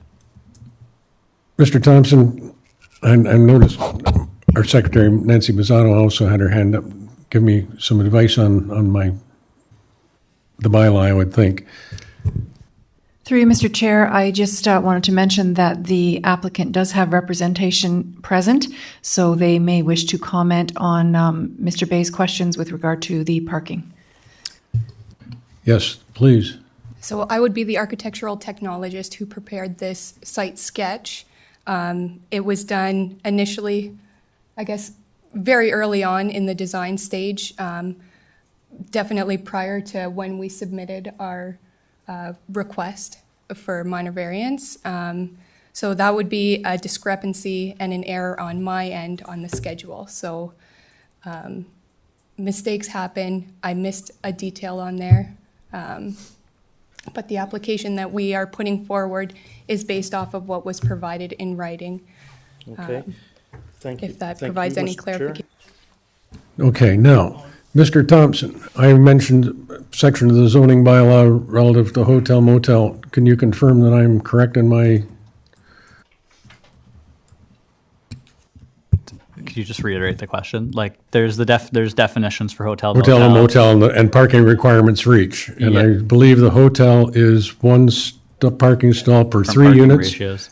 So this proposal for the hotel is 8 units, therefore at least 3 stalls will be required for the hotel.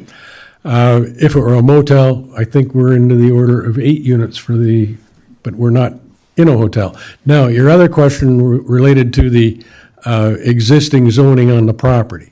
The existing zoning on the property, I did check, and yes, hotels or motels can be on that property under the current zoning classification. Mr. Thompson, was I correct on that statement? I just want to make sure. Through you, Chair, yeah. Okay.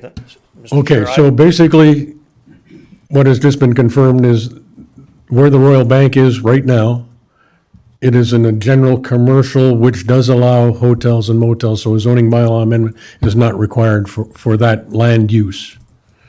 Yes, sir. And Mr. Chair, if I could just comment, there's a lot of negative connotation about Airbnb, and I think a lot of that comes up because people are setting up these short-term rentals not in a downtown area where it's not designated, in a subdivision. So really what this hotel does is it actually stops people from having an Airbnb in Cherry Ridge or having 5 rooms in their house, in a residential area. So it really is, whether or not it uses the Airbnb platform online, it is in the correct zoning and we are paying the correct taxes for this. So really the Airbnb argument is, in my opinion, not a relevant one. And also to note that, this hotel would not be a full service hotel. So, you would arrive at the hotel and you punch in a code, you walk through the door. So there would be no staff there. There would be, a cleaning person that would come during the day, turn over all the beds. There's also the occupancy of the hotel, right? On average, we're about 50% occupancy. So that's why for 8 rooms, we only require 3 spots because we're not going to have 8 vehicles there 24 hours a day, 365 days a year, right? People leave hotels at 8:30 or 9 in the morning, and they may show up at 7:30 at night. So that explains the bylaw. Through you, Mr. Chair. Again, I do not wish, I hope that the business can do well. I'm not against it. What I have an issue with is with talking with the business owners in the area, they're afraid of being choked out for parking. I would state that the parking assessment that was done is terrible, my opinion. If, and hopefully they do well, you're now creating another issue that is going to make it worse. Church Street put up a fuss. Now there's no parking on Church Street. There's signs, no parking.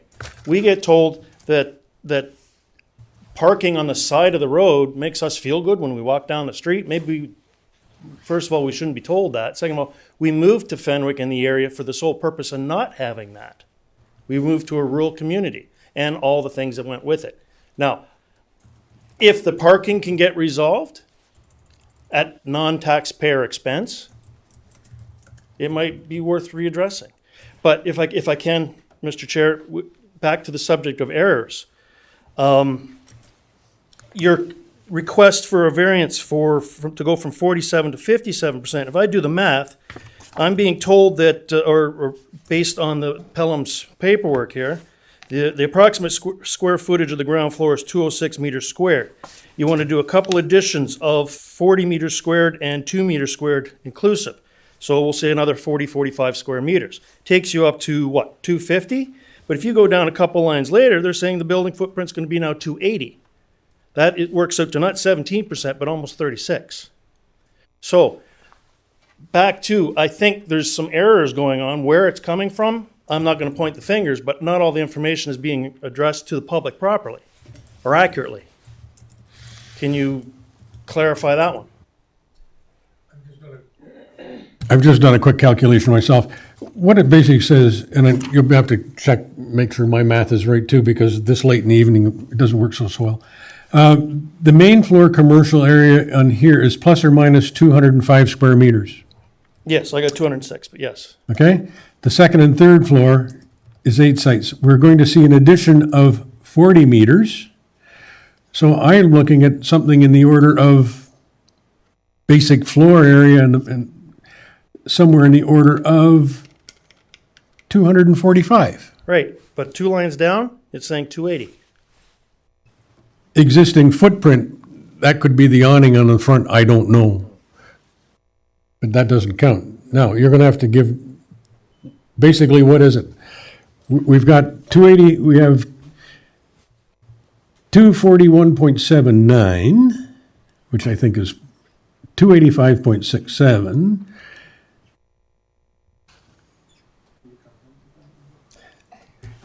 How did we come up with these? So I would have used the computer to come up with it, and that would have been what our application would have been based off of.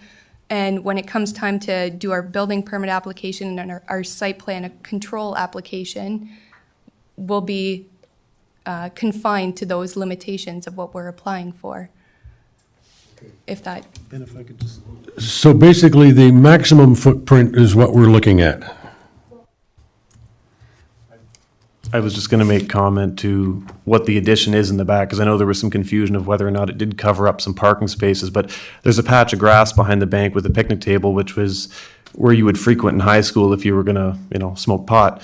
So it has limited use, and you cannot provide another parking space there. So I thought instead of having a non-usable piece of ground, we could have an elevator there, and then we could make it an accessible hotel so that, people with accessible considerations, they could utilize the hotel. So just to make you aware, that is the intention of the addition of the building.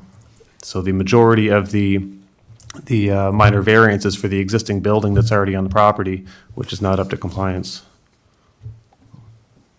Mr. Chair, in response to that, I walk the building. I know what you're trying to do. I realize what your intent is. What I'm saying is the numbers don't add up.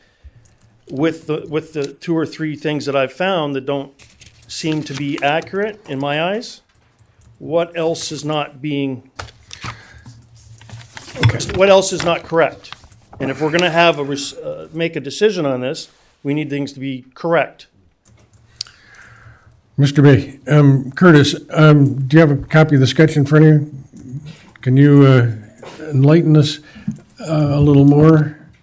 Through the chair, these redevelopment applications get really complicated because there's a lot of moving parts with floor area differentials and zoning code interpretations. And then you've got different consultants working on stuff. Errors happen. That being said, we're processing an application that was requested by a private landowner. So they've requested this at their own risk. If there's an error and it wasn't captured and it is identified at building permit stage, then guess what? We can't issue a building permit. It has to be ratified or some other alteration might have to be made. So ultimately, I defer to the applicant. I don't.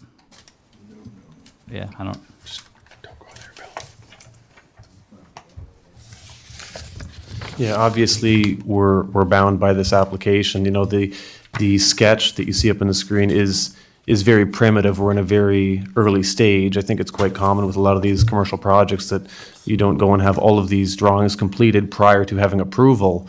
It's a very costly process, so we have some initial stuff to kind of give a general idea. The intention of this is to be a conceptual drawing to see what we're intending to do, although the numbers are firm that are in our application, so we would be bound by them.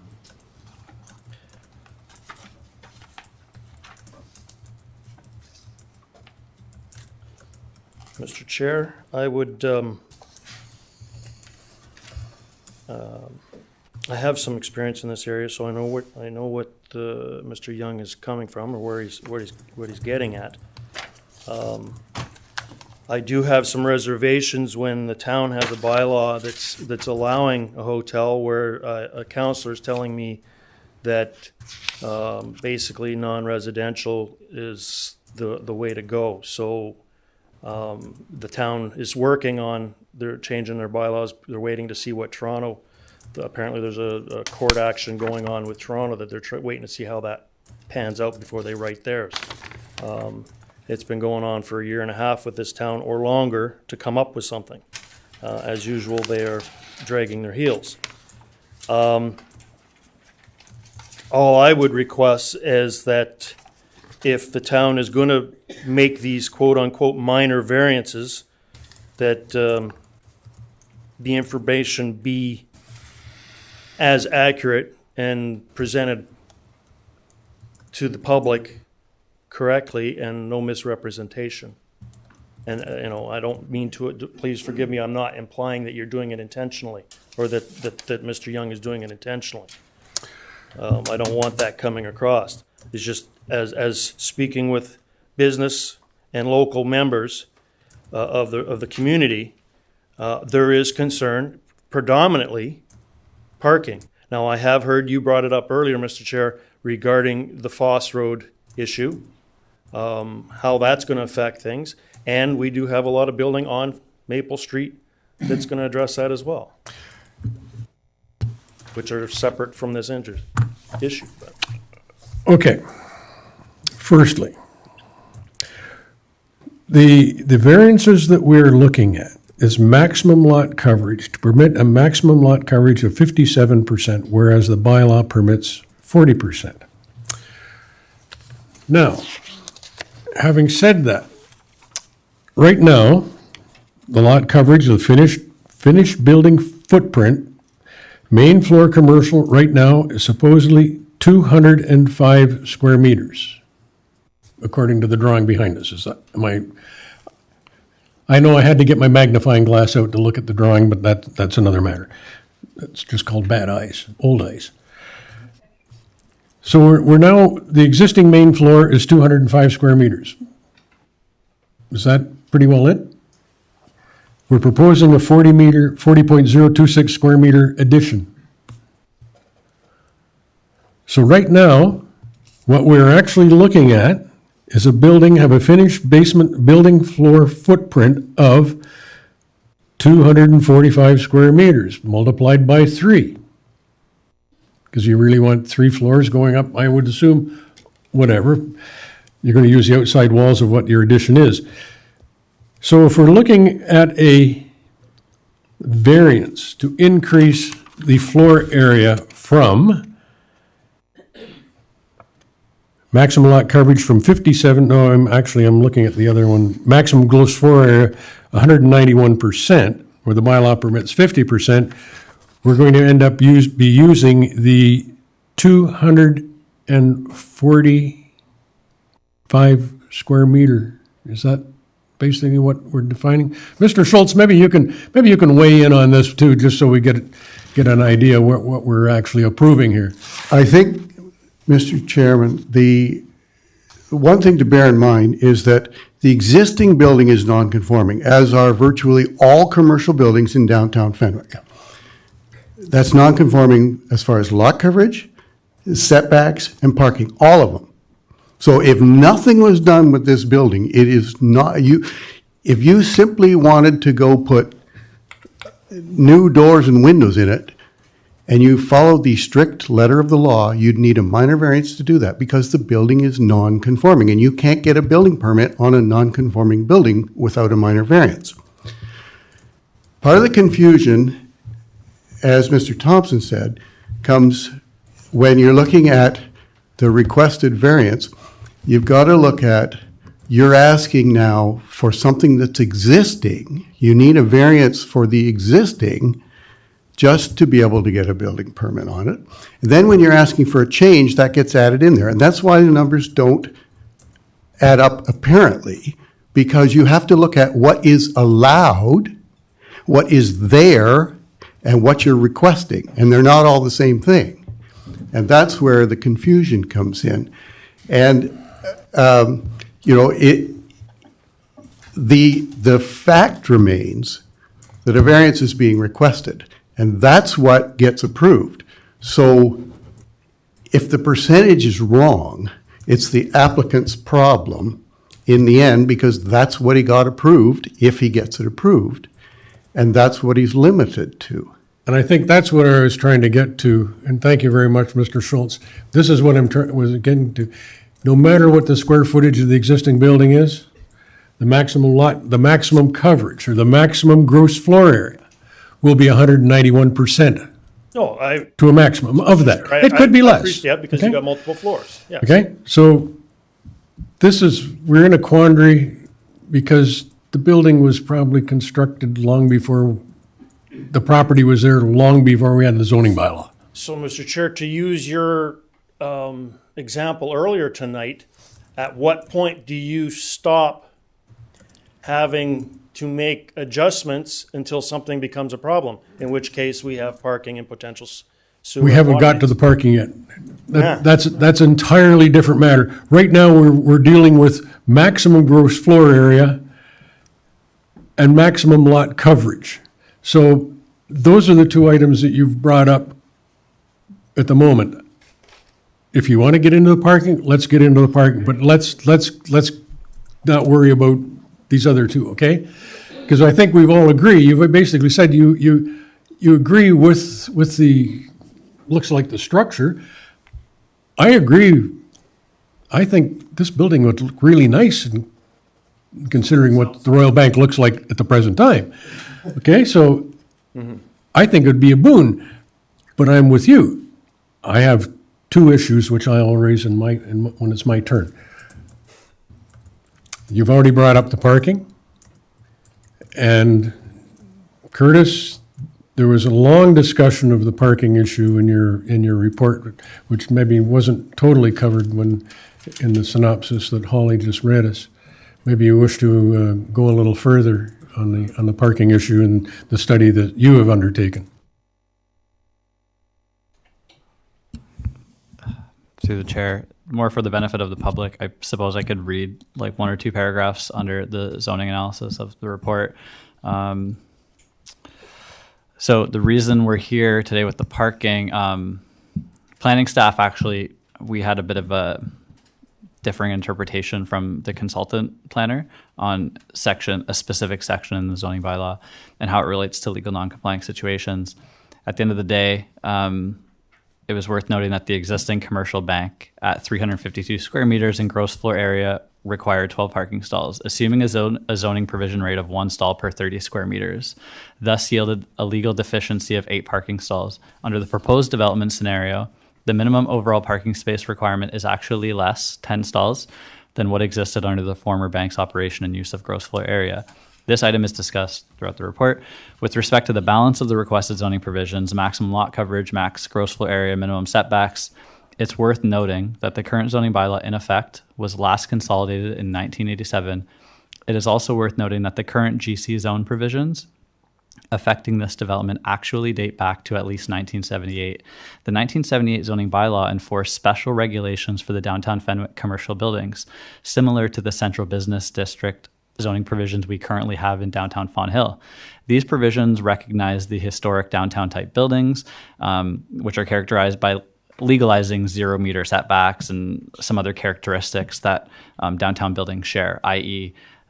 not such restrictive zoning regulations for like lot coverage and gross floor area. However, for some reason, the 1987 zoning bylaw removed these permissions for historic downtown Fenwick, thus requiring the landowner to apply for relief of the proposed redevelopment. Regardless of the horizontal expansion, the vertical addition in and of itself still warrants zoning relief in this bylaw.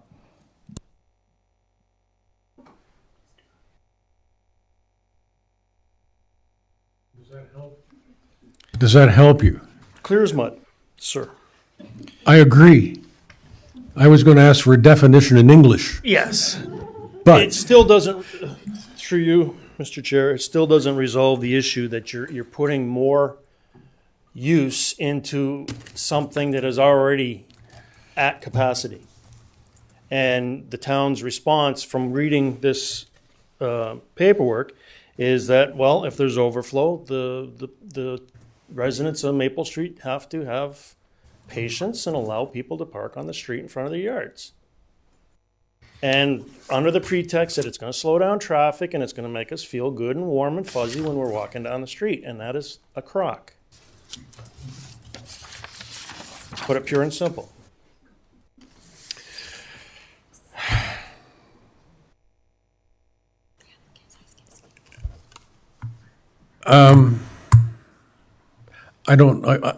We'll take your comment into consideration, I'm sure, when we come to a decision on this one. Is there any other comment you have? I don't know how to address your comment. I think staff have tried to address your comment. But No, I believe that, I'm not saying you haven't. I'm just saying it seems to be minimized. Okay. Okay? Thank you. Thank you. Thank you very much. Is there someone else? Please come forward and state your name and address. And I'm Jim Jeffs. I live at 626 Foss Road. And I've noticed, as well as other people come into Fenwick, that parking's a problem. And I think it's interesting that last night I was at a meeting here, and there was a recommendation made by a member of council that, and it was passed, that the town look into purchasing land for parking in Fenwick, which means that the taxpayer will basically be paying for the parking that perhaps the new building should be paying for. So I think 10 places of parking, I guess, is the recommendation, and there will be none, which doesn't make sense to me. I had a dental office in Fawn Hill for 45 years. When maybe 40 years ago when I put up the building, I think I had to have 10 spaces for this tiny little building. And I found that we actually put in 18, and they were used. So people end up using the space. So they actually have a fairly large building, allow it to go up with no parking. Seems to be going backwards to me. thank you very much for your comment. Is there anyone else wish to make a comment? Yes. Barry Robbins, 781 Welland Road. Parking. It's a problem in Fenwick. There's a bylaw in the town of Pelham that you're not allowed to park on a boulevard. I used to park in front of my house for 30 years until bylaw enforcement came up and says you're not allowed to park there. So I had to go to my neighbor, to get permission to park on his land so I could park my vehicle. Friday, I left town to go up and visit my granddaughter, and the parking in Fenwick was non-existent. The only place you could find a park was my driveway. There was cars parked on Maple Street. I thought like I was told, there's a bylaw, you're not allowed to park on a boulevard in the town of Pelham. The other thing is, there is parking in front of that building, and I see that they want to put a patio out the front. So now where are we going to walk? Mr. Young, to you, Mr. Chair. So the patios that would be on, like flanking either side of the building, are solely on private property. They do not touch the sidewalk. They do not touch any parking or restrict that whatsoever, solely on private property. Another point to make, sir, is that there is, to my understanding, there's, parking is allowed on boulevards. There may be a restriction to, the proximity of an intersection, right? So maybe if you're... Yeah, but I was told you got to be 30 feet from the intersection. Okay, so going up Maple Street, we would be, 30 feet north of that, and there's ample parking. Yeah, but I was told you're not allowed to park on a boulevard in the town of Pelham. I talked to Bob Limburger last week, and he said that's not the case, so sorry. Then I'm going to park in front of my house again. Please. Next Please. Yeah, If you have a question, direct it through me. I will see if I can't direct it to the proper. We do have, I'm sure there is a parking bylaw in the town of Pelham. Mrs. Bisato, do you have any knowledge of the parking bylaw in the town of Pelham? Through you, Mr. Chair, we do have a parking bylaw. There are certain restrictions on certain streets within the town of Pelham, but it is not an overall prohibition of parking on boulevards within the town. That said, during winter maintenance operations, there is no on-street parking at any time when winter operations are effective. That's understandable. Mr. Chairman, the other thing is we already have in downtown Fenwick, we already have 2 buildings that are slated for renovations and expansions that have already been approved. You have a 75-unit extended care type building that's right next door to me that they haven't done anything with yet. And then the old fire hall, which has, I think it is 6 apartments and 2 businesses. What is going to happen to the sewage? I don't want it coming in my basement. You've already approved these other ones. If they decide to build right away, who's going to provide the sewage to get rid of the sewage? Okay, let's. One of the comments made in the planning report, it's on page 38 of our agenda, and I'll read you the paragraph. There are currently sanitary sewer capacity issues downstream towards the Fenwick pumping station. Now, I know that that's on Foss Road. There are several capital works projects that will be carried out by both the region and the town in the near future. I don't know how near the future is, but seeing some of the capital projects in the old capital works budgets of the town of Pelham, a lot of them have been deferred. I hope in this particular case, the project slated for Fenwick is not deferred. But I do not have that say. That is a council decision.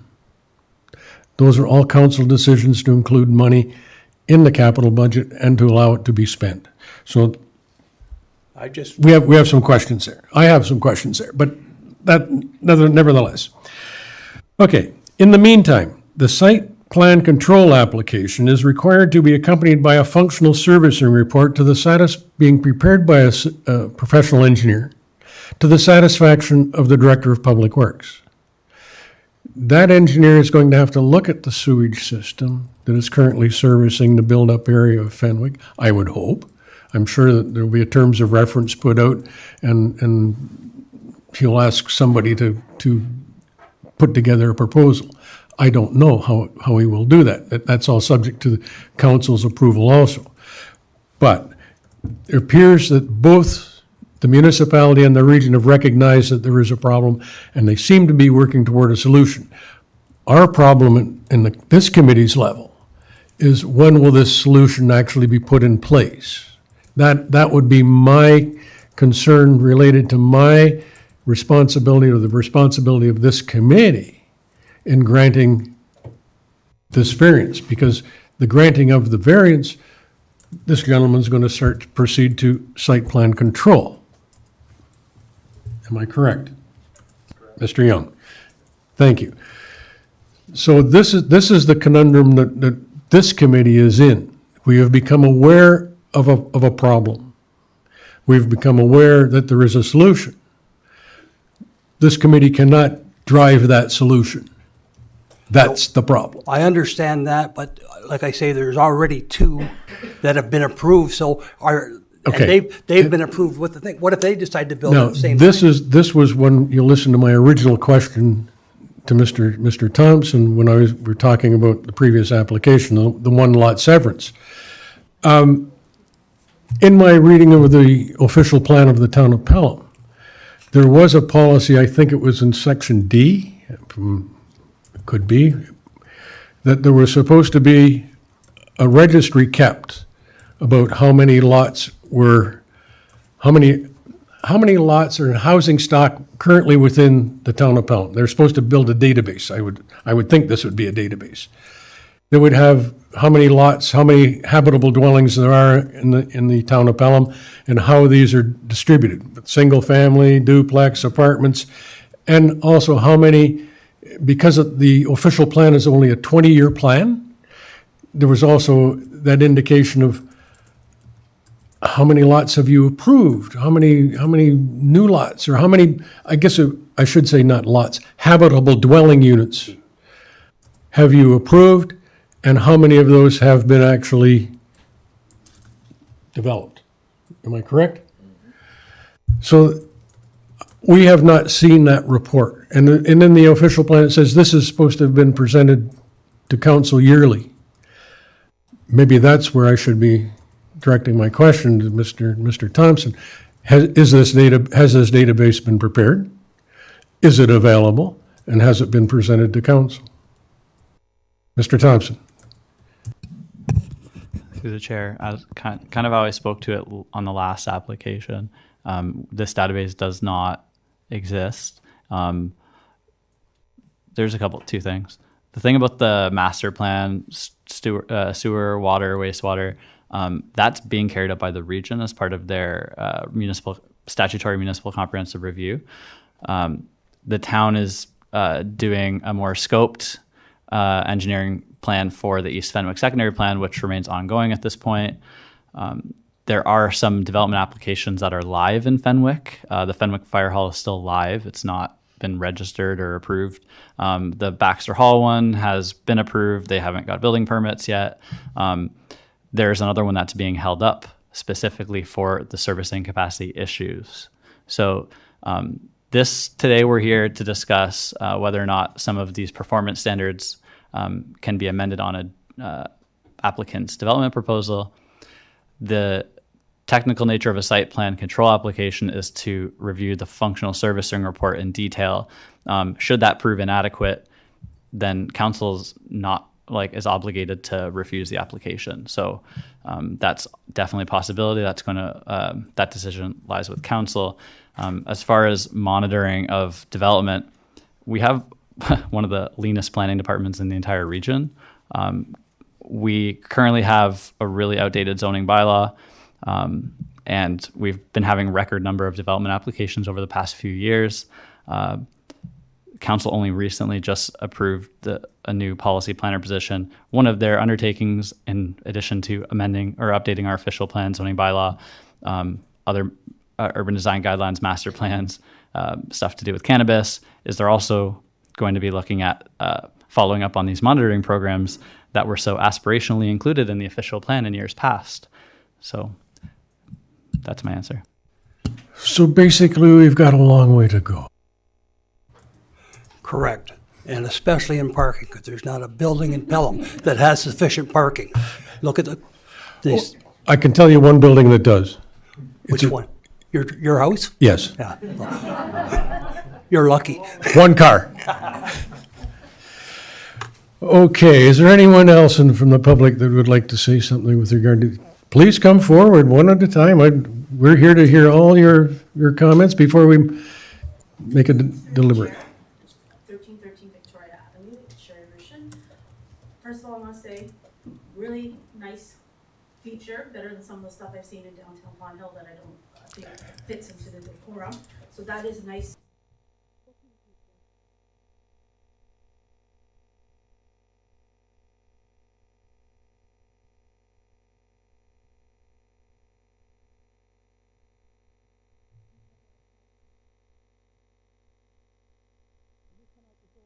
Oops, sorry. You come out the door, you almost get knocked out by a car every once in a while. That scares the living bejesus out of me. And if you've gone to downtown Fawn Hill, I wouldn't sit on a patio out there to save my soul because I'm sorry, I just don't feel safe. That's a major safety issue that I have personally. Second is when you go into construction, obviously you're losing all those parking spots around there.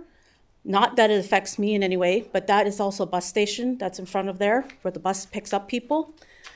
My concern is the kids going to school. I've been through Fawn Hill numerous times. Fenwick, pardon me.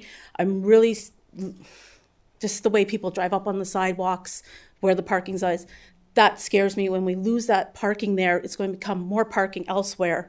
Is there amendments or going to minimize the amount of parking spaces lost due to construction? That would be something else I would ask to be considered.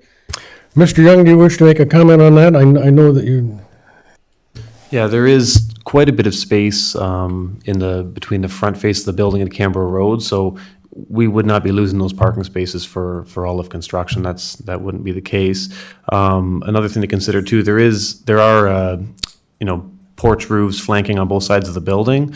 More than likely, I would imagine the Maple Street side is much quieter, much calmer. That would probably make a better setting to sit at a table and have a cappuccino. But aesthetically, it looks a lot more balanced to have it on both sides. So it is possible that maybe on that side you park your bicycle under the roof and you go to the other side and have your cappuccino. Because you are right, yeah, it can be busy there. I just feel it's a safety issue and be a concern. Just honestly, it's kind of scary. My other main thing was when you're building anything in Fawn Hill or Fenwick, even Fawn Hill for that matter, where the water goes after, not the sewage, I'm talking rainwater, it goes out to the farmer's field. Me being a farmer, this water actually runs the other way, but I'm on behalf of the other farmers on this. When Cherry Ridge was done, $50 under, they don't bill them for any when we redig the drains. I'm hoping, because this is going up, that the amount that they have to pay for the drainage going out, they would have to pay a larger amount than just a single dwelling or a single floor unit than what's already there, if you follow what I'm saying. Yes, I do. And I think the surface area that runoff is going to be generated from is quite close, other than the 40-meter addition. But the 40-meter addition is in the back where there's also right now a little bit of parking, and as I recall, there's some sidewalks, some hard surface. So in total, I wouldn't really expect stormwater, major increases in stormwater generated from the property. I think this is one of the reasons that the Director of Public Works has requested a revised drainage plan, showing all the elevations, where the water is going to go, and it's also a functional plan, because I think the Director of Public Works wants to know where the stormwater is going to end up into a storm sewer system and where that storm sewer system outlets. I understand there are some, should I say, from an engineering point of view, some weird things going on within the streetscape of the downtown Fenwick, whether it's on Welland Road or whether it's on Canberra. I don't think it's all known. And I think that's one of the things that I know the Director of Public Works is currently looking into. And I think he'll want that confirmed, that they will not impact what's there now. And if it is, then they'll have to probably pay some. Unfortunately, some fee. The last time that they did, I forget the word for it, pardon me, of what each lot pays was back in 1998. Okay, and now it this, hasn't been updated. that's if you're on a municipal drain. Yeah. And I don't know if this particular property is tributary to a municipal drain. I know there have been issues with the Cherry Ridge and how it went the west side Yeah, of. but this one goes down. Yeah, but I'm not sure if that's part of a municipal drain. We did not receive any comments from the town's drainage engineer on that aspect. That was just a concern that And I I wanted to think, make I sure think about. that's might be something that can be looked in by staff as part of the site plan approval process. I Or just, the like I development said, agreement, okay? It's just something that seems to get overlooked Yep. a lot in the town, and would like to make sure that doesn't. Thank you. Thank you very much. Anyone else wish to please come up and, Thank I think it's good. Is it good? Yep. Good, okay, thanks. My name's David Horton, 1936 Balfour Street in Fenwick. And I'd ask you to clarify, Sherry kind of touched on it. Is the bus stop considered a parking space in this analysis? I believe the bus stop is at fronting Cambro? Is that correct? Bus stop is on Cambro. On Cambro. So in our calculation, we've talked about the four spaces that are on private property that would be in the paved parking lot, and then we're seeking relief for additional spots, but we haven't considered the on-street parking that's the towns where the bus stop would be. That would be city property, so we haven't considered that in our calculation. It's through the chair, it's my understanding that the report that was generated said that there was sufficient street parking to accommodate this development. So my question is, in their analysis of street parking, were they considering the bus stop? I don't know. And I'll just leave it at that. So you Okay. know, okay, I'm don't. Thank you for your comment. Okay. The big issue on the variances would appear to be parking. And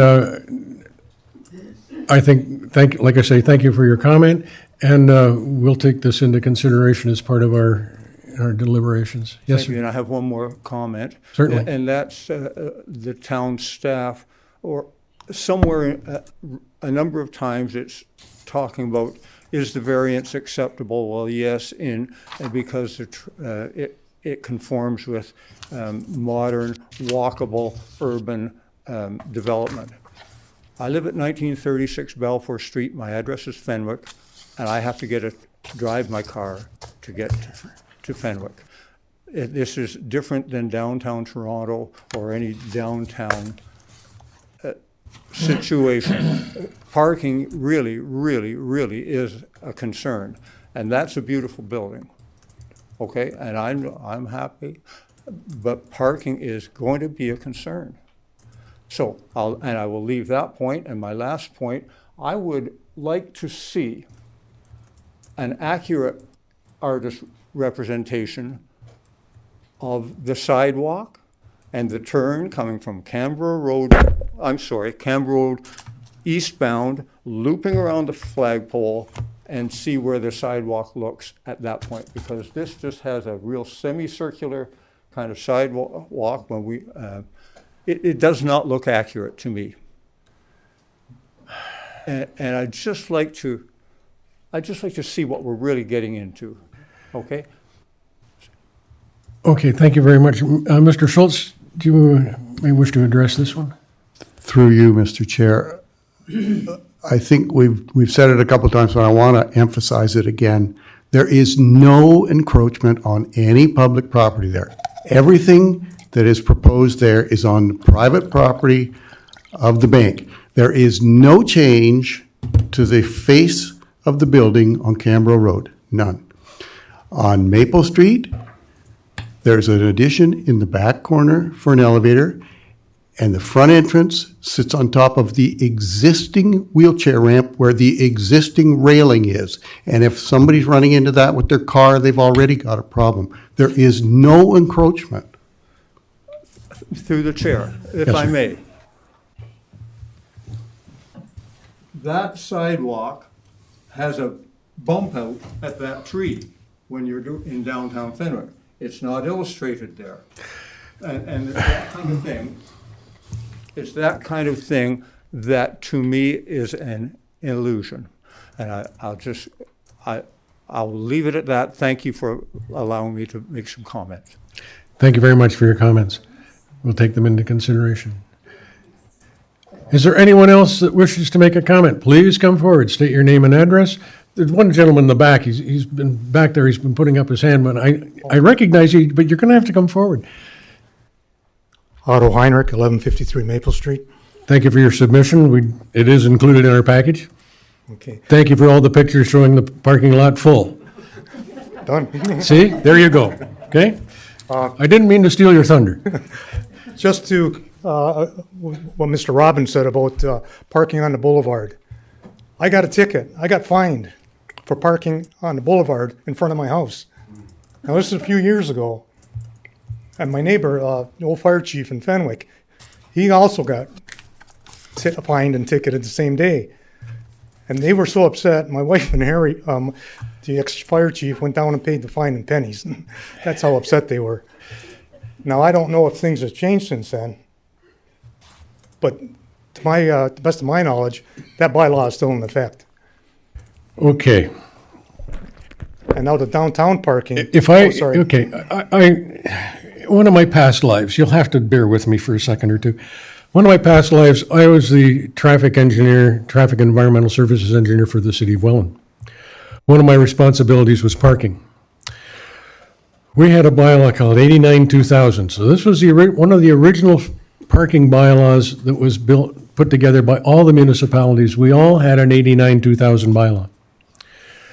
In that bylaw, there were provisions for no parking on the boulevard, inner boulevard and outer boulevard. Basically, the bylaw works out, if you're looking at Maple Street, where there are no curbs and gutters, you could not park on the grass. You park on the grass, you're going to get a ticket. Okay? And that was the inner and outer boulevard. Inner boulevard was that piece between the sidewalk and your property line. Basically, you're still parking on grass. But that was the thing. And there were fines in the Welland bylaw. I did not have the opportunity to review the Pelham bylaw. At one time, we had structured a committee with all us parking guys that we were going to try and rewrite 89-2000 to something like 2003, whatever the bylaw would be. That didn't happen. But I would assume that the majority of the provisions in the original bylaw, 89-2000, Town of Pelham, City of Welland, City of Niagara Falls, Town of Fort Erie, are probably basically the same. What's probably been added is restrictions on various streets where we ended up putting up no parking signs. And this was one of the things I was going to bring up in part of my discussion. So thank you very much for getting me started. And the other thing is downtown parking. Since the reconstruction, the redevelopment of downtown Fenwick, quite a number of parking spots have been lost in front of the library. I think there's 3 or 4 15-minute parking in front of the Avondale. Rough estimate, I think there's a dozen parking spots downtown. It's not what it appears to be. Legal parking, if you're not parking in front of fire hydrants and bus stops and all, not taking the 15-minute.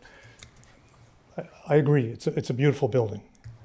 Is it the right location? No, I don't know. Suggestion, recommendation, because staff was directed to look into parking, can we defer this? I don't know. I don't know. Thank you, Mr. Heinrich. Anyone else? Now is your chance. Please come forward, state your name and address.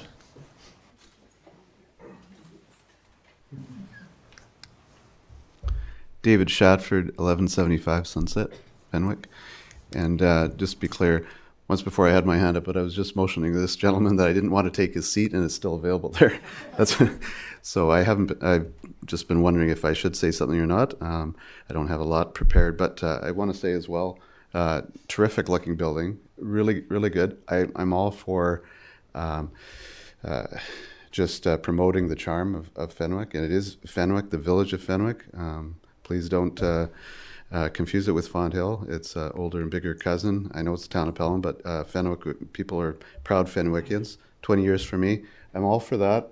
Yeah, it's parking again for me as well. Taking the green space away, just as a side comment, where the picnic table was, it was alluded to, that's just where someone smokes pot or something.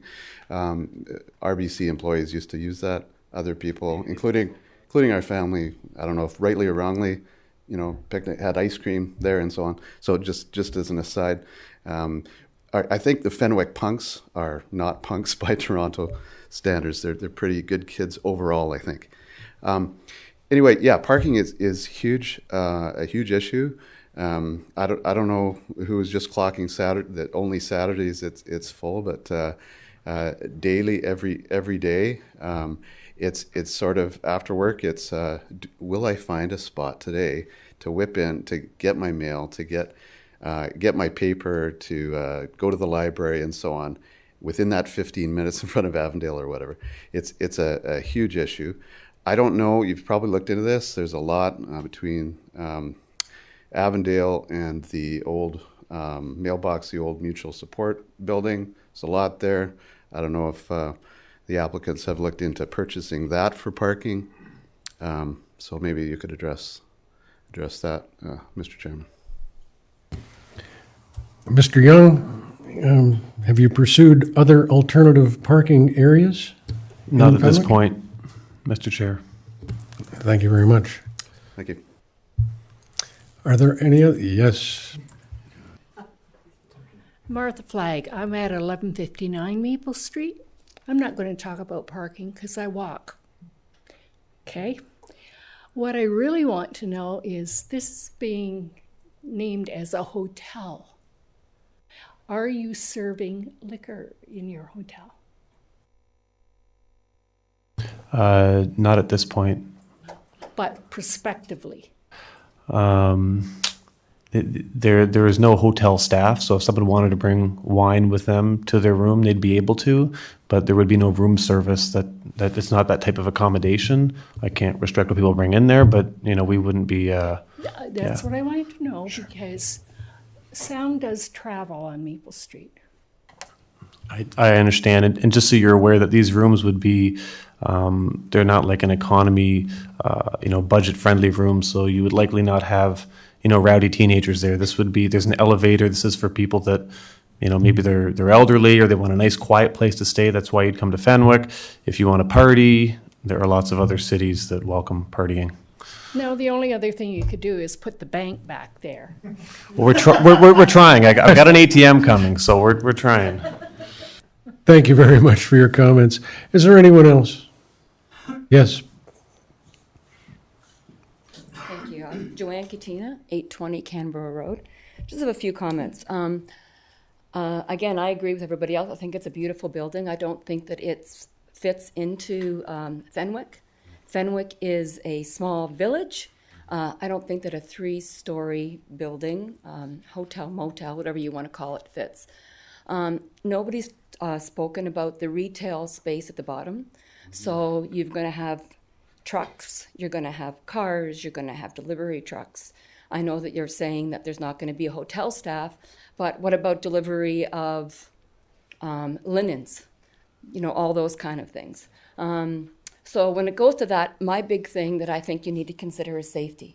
And I think it needs to be considered the safety of the seniors that are in the community, along with the children.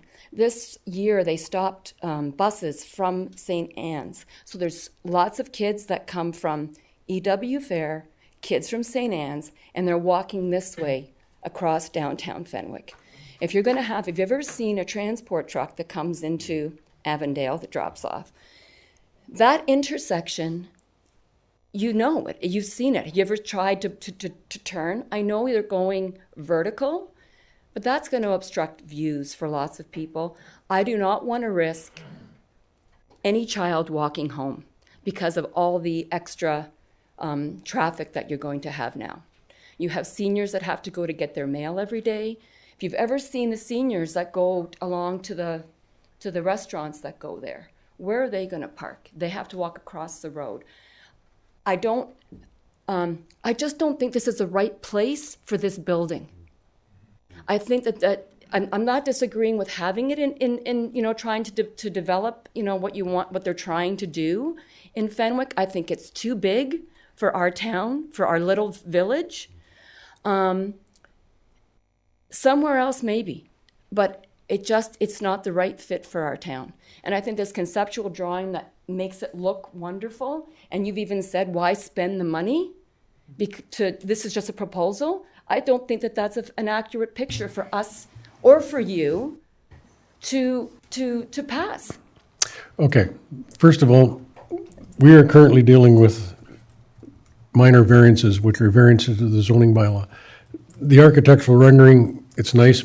What's more important for us as part of the Committee of Adjustment is the sketch. It doesn't, we're interested in the setbacks. We're interested in the gross floor area and things that are zoning bylaw issues. Right. The architectural design, not so much. We're not under, that's not our bailiwick. One of the things that I see here, one of the variances they're requesting is a minimum front yard to allow a front yard of 1.83 meters, whereas the bylaw currently requires 6. Once again, we're running into a bit of a problem with this. The bylaw has not kept up with what was actually built. As Mr. Schultz brought to our attention, the building exists.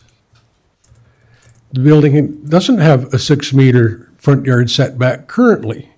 It's considerably less.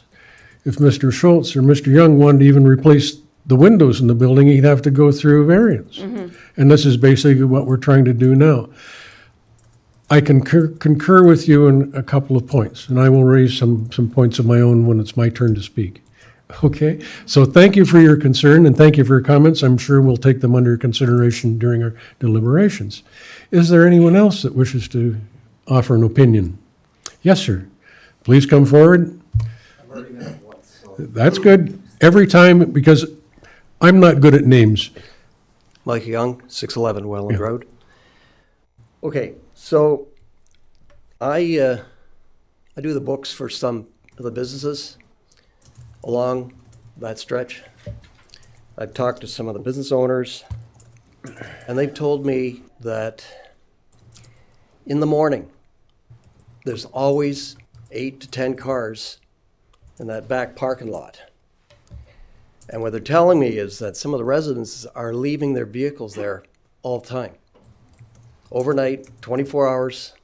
And that's why there's a problem with parking. And they're complaining because some of them are saying if those people weren't there parking their cars all the time, there'd be adequate parking for these people that come in to use the restaurant, so forth. So I just thought that point should be made, that some of the residences are actually causing the problem on themselves. So, okay, not to be vindictive, but it is a problem. And this is from some of the owners, okay, on that work there. Let me just, I'll go back to one of my former jobs. Like I said, I was head of parking and traffic in the city of Welland, and the worst offenders on East Main Street were the business owners.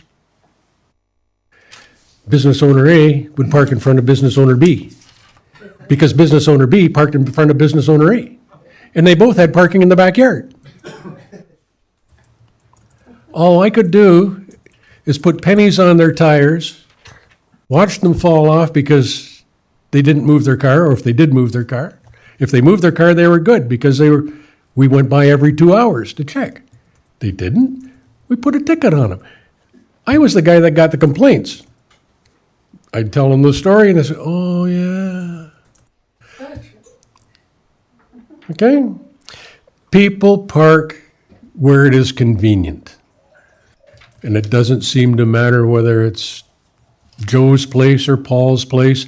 If it's a convenient spot, I'm going to park there knowing full well that I probably shouldn't, but that's human nature. So at the end of the day, parking, and this was going to be, I'm going to get a chance to speak on my own personal views on this eventually anyway. But anyway, that, I agree with you, okay? I'm sure it's happening. Is there anyone else that wishes to make a comment? Yes, sir, please come forward. Hi, Jason Thompson, 6 Alsop Avenue. Just wanted to make the comment, you mentioned there's a difference in the bylaw between the number of parking spaces required if it's a hotel versus a motel, where if it's a motel, it's 1 per unit, etc. Where you've got a hotel in a rural location like this, I think it would be much more appropriate to use the motel type view of usage, because realistically, how is anyone going to get to the hotel? I don't think there's going to be a lot of people walking to Fenwick to stay at a hotel. So I just think it's not realistic to look at the usage pattern as if it's a hotel versus a motel. I know you're restricted by the bylaw, but I think realistically, in a real world view, you know what the usage is going to be. It's going to be 1 car per room. So thank you. Thank you very much. Is there anyone else that wishes to speak to the variances? I think we've had, if this is the end, we've had a very good discussion. We've got lots to consider, gentlemen. With that being said, do members of the panel have any questions for the applicant? Mr. Chairman, let's start at 30,000 feet. The Bill, push the button. The application is a right application. It'll be a boon to the region and the town. It comes with a lot of baggage.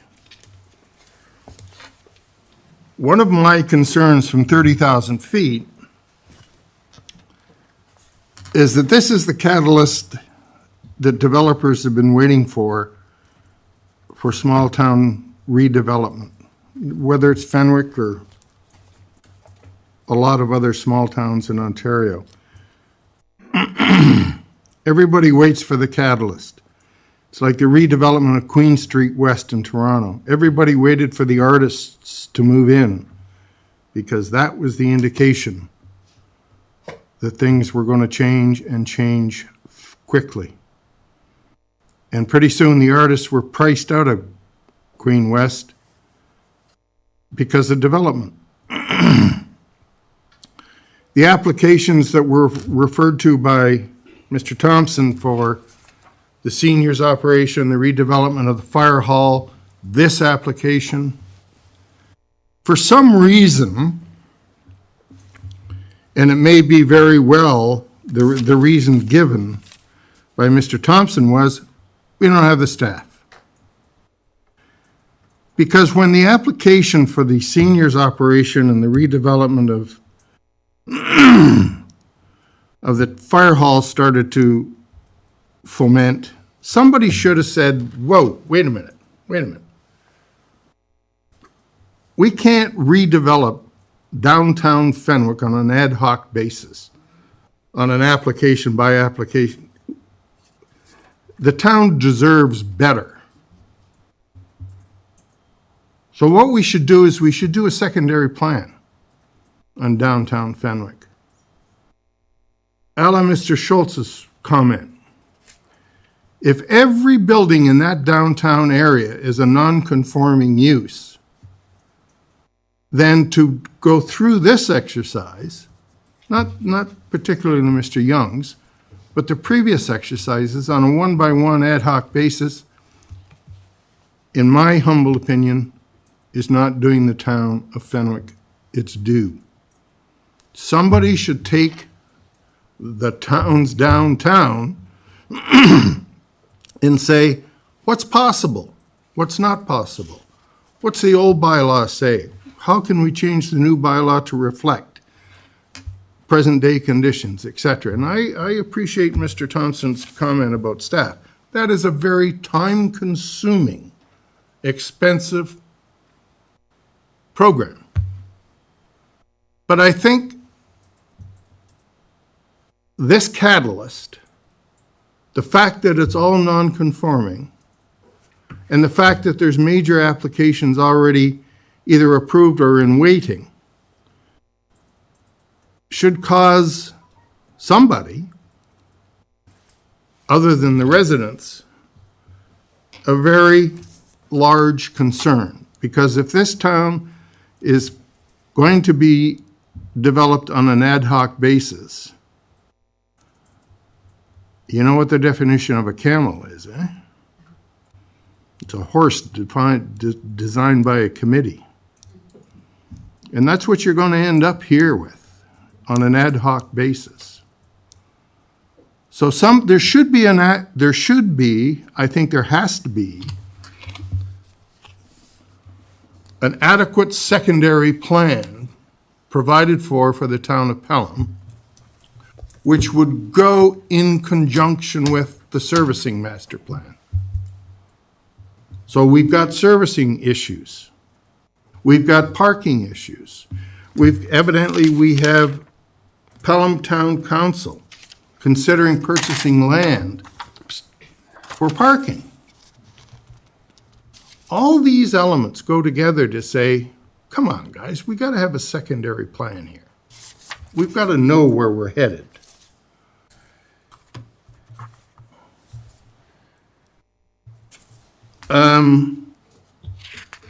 I haven't seen the parking study that was done. Mr. Chairman hasn't seen it. So we have no idea what it says. Other than the fact that it said, on Saturday nights, you shouldn't open your bakery. That to me says there's an issue here, as identified by your consultant. The town says we can't do that, and they can't. But what it does is it establishes factually that there's a parking issue here. Your own people. One of the big reasons there's an issue here that was covered over because of the use of the building in its history was a bank. In, out, in, out, in, out all day. Short-term use, not an issue. There's a high churn rate. Bakery, an hour stay, an hour and a half stay, goes along with the Broken Gavel. An hour stay, an hour and a half stay. There's no churn. It's that kind of operation that really, really has a dire effect. That the fact that people stay really causes the issue. Because with a bank, you're in and out like Spooky the Cat, you're done.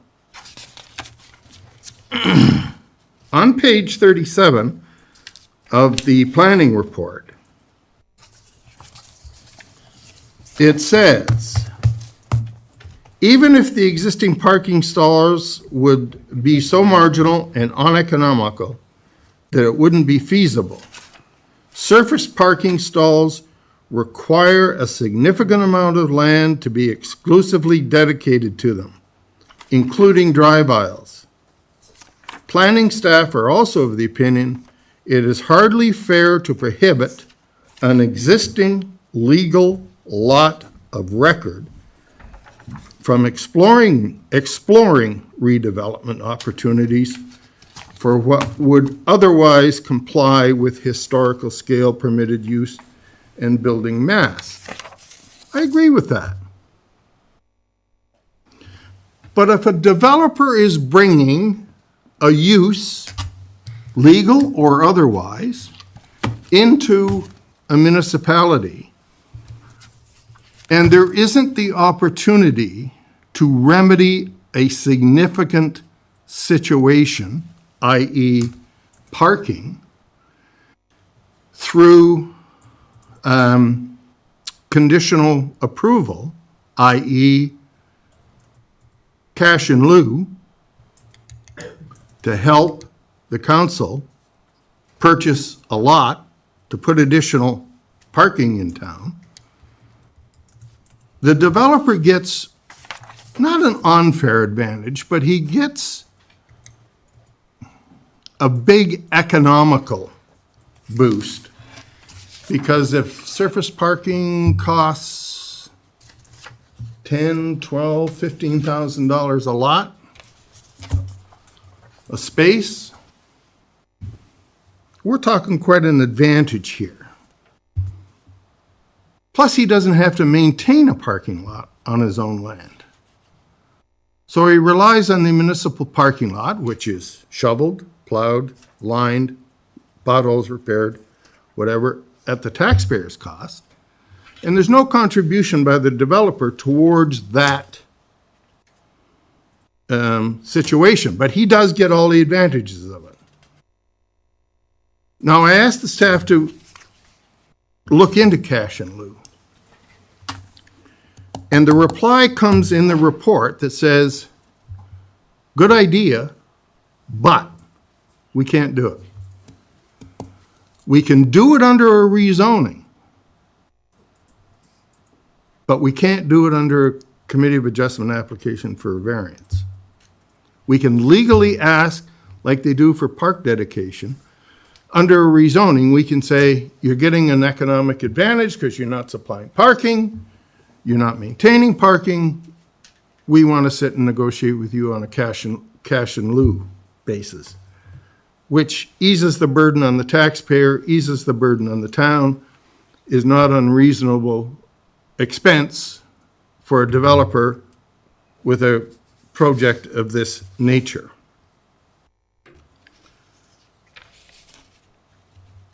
Are you applying for specifically for an application for a bakery, or are you just saying the existing commercial zoning as it is okay? Mr. Chair, through you, yeah, the existing zoning is okay. I'm not looking to change or add any uses to the zoning. Okay, thank you. So we have the issue. Can somebody tell me if there's storm sewers on Canberra and Maple? Yes. Thank you. They were constructed by provincial construction as part of the reconstruction of Canberra Road, which is unfortunately a disaster.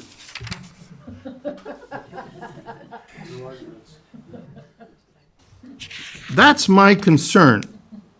Mr. Chairman, I don't know how, or even if it's appropriate. So let me ask you the question. Is it appropriate for this committee to ask the developer if he has any intentions of contributing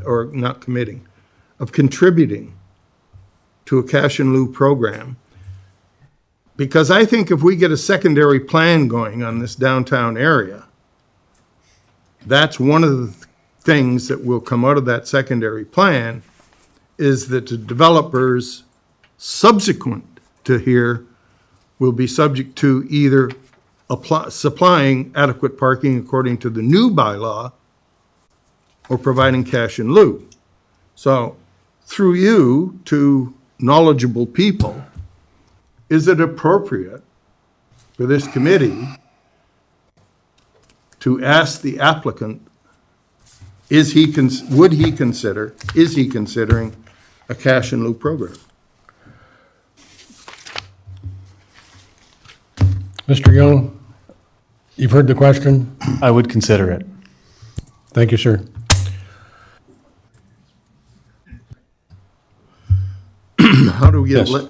Okay, next question. How do we give legs to that?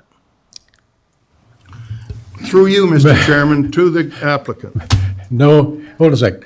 First of all, I think it has been discussed here in our planning report. Now, the other part of what you said, you need a secondary. We have a downtown master plan, Mr. Thompson. Reading your planning report, page 29, Downtown Master Plan 2014. The plan provides a framework for shaping the physical form, relationships, and character of downtown areas. Fenwick should promote its village character. I assume by that, you say it's a master plan. Is it the equivalent of a secondary plan for a limited area in Fenwick? through the chair, the downtown master plan, or any master plan for that point, they're not the same thing as secondary plans in the planning infrastructure of Ontario. It actually has a large urban design component, an architectural and streetscaping component to it, whereas a secondary plan is always ingrained in the official plan of a municipality, but a secondary plan goes into specific land use designations. That's probably the biggest difference between the two. Whereas like our downtown master plan has a lot of talk about terminating vistas, prominent visual sites, of which this property is a prominent visual site at a key intersection. A secondary plan often is more focused on land use designations and permissions and implementing provincial policy, regional policy, and growth projections. The downtown master plan is more artistic, and I've never been asked that question before. That's how I've always grown to understand downtown master plans versus secondary plans in any municipality for that matter. That's the big difference. One is more focused on land use designations. The other one is more focused on urban design, streetscaping, desired. Yeah, so like to my own way of thinking, then the master plan kind of looks at the visual component that we would see, where the secondary plan looks at basically land use, road widths, character of roadway, collector, arterial, that type of thing. And yes, I did notice that in going over our own official plan, Town of Pelham, we do have two secondary plans that have been identified. East Fonthill is one, and there's another one, I can't remember the name, but I remember looking at East Fonthill. Mr. Chairman, I sat on the committee in 2014 that established the urban design guidelines for both downtown Pelham and downtown Fenwick. So that's where that came from. Okay. All right, so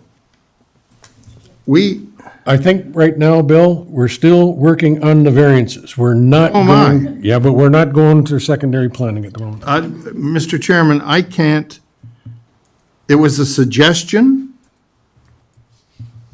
How it's implemented, even if it can be implemented with this present staff, whatnot, I can't. But we have an issue on the floor that could address the main reason why these people are here tonight, parking, is that you've got an applicant that says, yes, I will consider working with the town on a cash in lieu for parking. How do we implement that? Okay, now, Ms. Pizzato, do you have a comment you wish to make on? Thank you through, Mr. Chair. As you'll note in the planning report, we did consult with legal counsel on this, and it's cautioned against imposing this as a condition of the minor variance. That said, we do have on the record the applicant stating that he is willing to look at this. This would be something that could be explored through the site plan process. There are many other approvals that will need to come forward on this particular application. So it has been stated, excuse me, for the record, that the applicant is willing to consider that. It is something that staff is aware of and wishing to explore with the applicant. However, I would caution against putting it as a condition on the variance as stated by our legal counsel. No, I read the report. I have no argument with the report, but there's a big difference between an applicant saying, are you kidding? I want this and I want it now, versus, yeah, I want to do my corporate duty. I want to get involved. As I've noted, it is stated for the record now. It is part of the record, and there will be site plan approval that has to follow this application. Because the alternative, I can find 1,001 reasons to turn this down from a minor variance point of view and say, no, go for a rezoning. When my hidden agenda is, I want him to go to council for a rezoning to resolve the parking issue. And I'm not doing that. Through the chair. Mr. Buck. Through the chair, would it be prudent at this time to consider postponing this particular meeting because of two major issues. One, of course, being parking, that the town could look into with a partner going down the road, or maybe the town could just go ahead and do it. And the second one is with the region on the sewage and wastewater moving from Fenwick to Fonthill to Welland. Right now in Pelham, we're going through major overhauls and further overhauls with our Pelham Street North sewage collection, all new piping going in, and that's wonderful. That may have to happen in Fenwick with all of this development that we're seeing just in the last 2 years and going forward in the next 2 years. Tremendous amount of building and growth. Whether or not the region can tell us, yes, the existing system can carry another 400 homes or whatever the calculation may be. But I think it's unfair to us and it's unfair to everyone here in Fenwick and the developer without knowing these facts. And I think facts are important. Can we handle the wastewater and the parking? Can we deal with the parking, get something on paper so that the developer knows that he's got parking for his customers and the townspeople know they've got places for the children to walk on the sidewalks?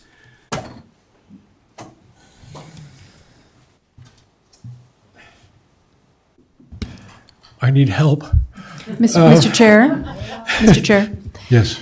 There is a condition suggested by the Public Works Department with regard to the functional servicing report to confirm adequate capacity in both the water and sanitary mains to accommodate post-development discharge rates to be submitted. If that functional servicing report indicates that there is a deficiency, then the building permit is not yet going to be issued. Okay, so it sounds like we can put a condition on that the town of Pelham is going to undertake a servicing review. I don't know, would that servicing review be the responsibility of the person requesting the variance, or is this something that the town should be looking at of their own volition? Mr. Thompson. Through the chair. These can be put as conditions. It's kind of redundant because it's actually required anyways for the site plan control application. This was noted from the get-go at pre-consultation. The applicant is well aware that they have to do these studies. They can go in by all means to the variance. It's ultimately not going to be changing anything for the looming site plan control application. But in terms of you're saying whose responsibility, it's the applicant's preparing the study or their consultant engineer, and then it's reviewed by the town's engineers. Okay. I have somewhat of a problem with this, in that this gentleman's property is quite a distance away from what might be the problem area, and he can determine approximately how much sewage his development is going to generate. He can probably determine how much stormwater his property is going to generate with a certain amount of rainfall that will occur.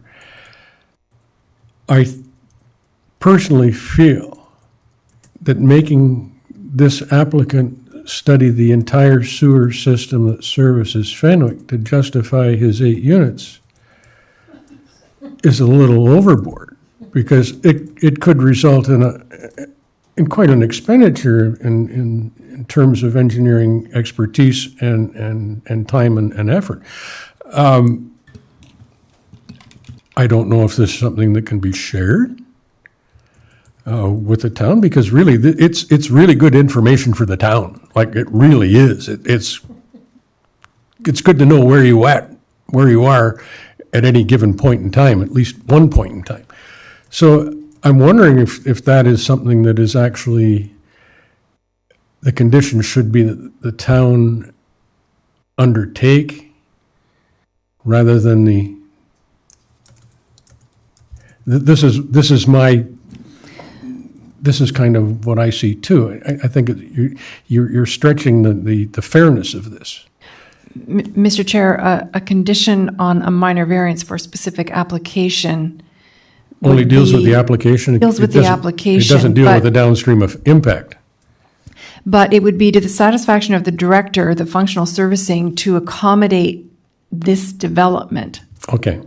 If we're only dealing with this development being the contributor and not an analysis of the entire sewage system between. The town wouldn't ask for this applicant to contribute to a survey for the entire village of Fenwick. Okay. I wanted just to clarify that. The next comment I have is that parking is definitely an issue. In our report, on page 29 of our report, it says, public parking notes that on-street parking areas are mostly asphalt and not clearly demarcated, they're not painted very well from the traveled roadway. A 2009 review of parking supply in downtown comprised approximately 95 off-street parking stalls, 23 stalls on Canberra Road. I'd like to know where those would be, from where to where, and 20 stalls at the fire hall. Well, the fire hall no longer exists, and they estimated there were 20 stalls that were available for parking at the old fire hall.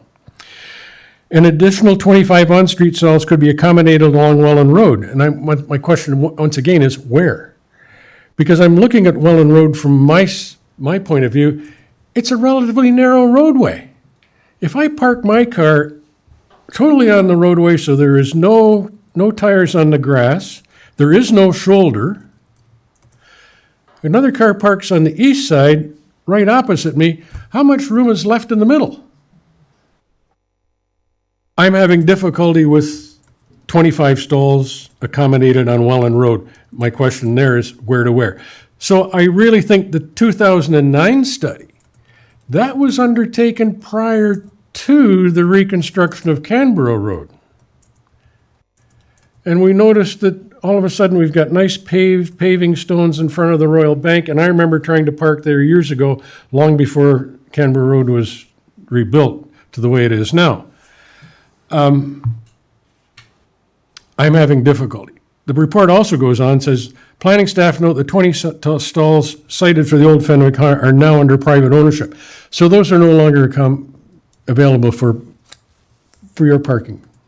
And that's probably the closest available parking lot that could be available currently.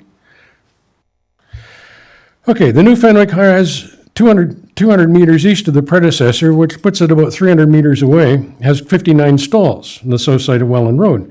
The subject land's being located 300 meters away. Though this is a 3-minute distant walk, it is not quite direct or intuitive for visitors. I agree. I go to Fenwick, I'm going to go to the Gavel for supper, and if I don't find a parking space in the parking lot, I'm gone. I'm going to go back to Font Hill, or I'm going to go to Welland. I'm sorry. Parking is convenience. I'm wondering about the parking study that says that Associated Engineering prepared, and it looks like I don't know who for. Okay. Associated Engineering. I know them very well. Thank you very much. I'm having, when was it completed? It's 2019. Mr. Chair, the study was completed July 4th, 2019. Okay. I believe that the days were June 7th, 8th, and 9th. It was a Friday, Saturday, Sunday. Okay. At certain hours. Because Sunday morning, the Golden Grill is very busy. Saturday, obviously, there's lots going on with the Gavel and the grill, and Friday there's regular business stuff going on as well, right? So really, I realize the parking studies says we've done it. We overlooked at it for 3 days. Is that a long enough period of time? I don't know. Okay, really, I don't know. So here's the other part of this thing. We have a municipal parking lot behind the Royal Bank building and what used to be Fenwick Pizza, and we have a small parking lot beside the Gavel, which is owned by the Gavel, which people use his parking lot to go to the library, unfortunately. And they use the lot in behind where we're talking about. I'm seeing in Fenwick, there is no longer short-term parking. It's becoming more long-term parking. The only short-term parking that I can see is in front of the Avondale.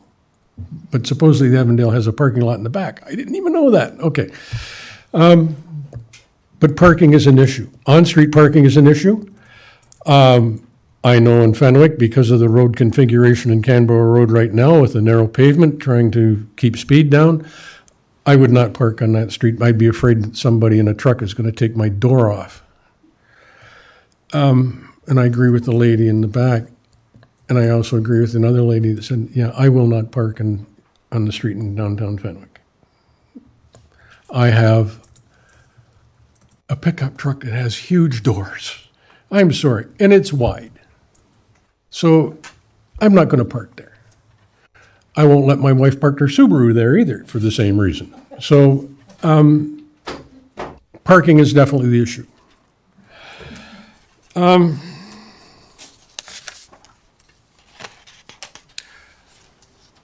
The existing platform on Canberra Road between, well, say, what used to be Horton's Hardware Store and Church Street, geometrically, I find it very difficult. I think if you had two trucks, two semi-trailers, try to get through there at the same time, there's going to be an altercation of some type.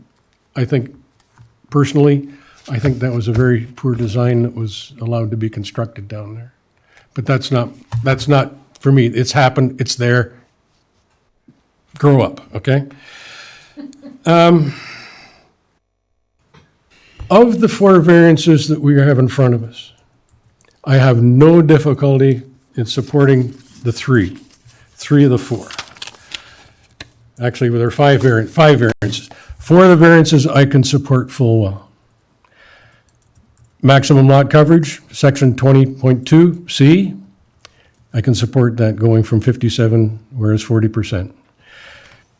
Section 20.2D, maximum gross floor area, to allow the gross floor area to 191 because that's required for the hotel unit. I agree. I think that's reasonable for what you're proposing. Minimum front yard to allow a 1.8 meter setback where 6 is required. Yes, 1.83 because you aren't really extending the front yard and you're going to need a variance in any event and you're not going to move the building. It doesn't make any sense. So you're going to need that variance anyway because that is the existing condition. And I think that's even shown on the survey sketch that accompanied the planning report produced by Mr. Larimer. Okay? I have a very nice sketch. And it does have a surveyor's stamp on it, and he does tell us the building area is 240.5 square meters. The parcel area is 502.9 square meters. Okay, so we do have a pretty good idea of what the existing area of the building is, and we have a good idea of what is going to be added. There was 40 meters here and 3 meters there, so we have a real good idea of what is going to be added. I have no difficulty. The minimum side yard abutting a street at 0.6 meters for the corner entrance and 1.8 for the west wall, whereas 3, yes. The west wall, guess what? It's already existing. You're not going to move it. It was going to require a variance in any event. I have no difficulty supporting those 4 variances under section 20 of the zoning bylaw. The minimum parking, 0 stalls, where the bylaw requires 3 for the 8 hotel suites. Well, you currently have 4 stalls on your property. One of them might be a little bit narrowed up because that's the existing handicap stall. But I think you're planning and hoping that you can utilize the municipal parking lot. And that's what I disagree on. I'm glad that you're willing to go in with the town and see if there is not some way of the town acquiring some additional land. I also think it would be good if the town at this time could actually impose some parking conditions on that parking lot. such that people don't park overnight. Or there's a limitation to the number of hours. Maybe it's a 3-hour limitation. The thing is with parking, I can put up all kinds of signs prohibiting parking. I can amend the bylaws for prohibited parking. What is important is that once that bylaw is amended for prohibitive parking, whether it be an hour, whether it be overnight, it requires enforcement. And that's my issue. We've heard tonight problems with people parking on the street. You may have had 2 tires on the grass and you got a ticket. But you were doing that because you didn't want to park your car in this road because somebody might have hit it. And that's a safety issue, and I recognize that. But once again, now we're looking at maybe putting some type of parking restriction or something on Maple Street. I'm not sure whether it really makes sense. That's something that would have to be looked at as part of establishing the bylaw, if a bylaw is actually required. So with that being said, I've had my rant. And thank you for listening. Is there anybody else has any more questions? Or any more discussion on this particular matter? Are we to the point where we can, are we ready to render a decision? Through you, Mr. Chairman, based on the drawings I'm looking at, and the fact that there is a food operation going in the ground floor, do you have a service entrance and a truck bay to service that food operation, or are you going to service it off the street? This is the service entrance, and this is where you would walk, and a truck can park here. Where's here? Here on these parking spaces, just as on, this is on the Avondale. They park at the, in front of the store. You could park here at 6:30 in the morning when the delivery comes from Vineland Estates, dropping off, baked goods and that kind of stuff. Bring it in the back door. There's a door there right now. There's still the other spots. So these lines are not demarcating a building. That's just free space that's, paved right now. So the answer is no, you don't have a service bay. No one does in Fenwick, right? I mean, That wasn't my question. That's correct. Thank you, Mr. Chairman. Is there any further discussion by members of the panel? Are we in a position to make a render decision on this matter?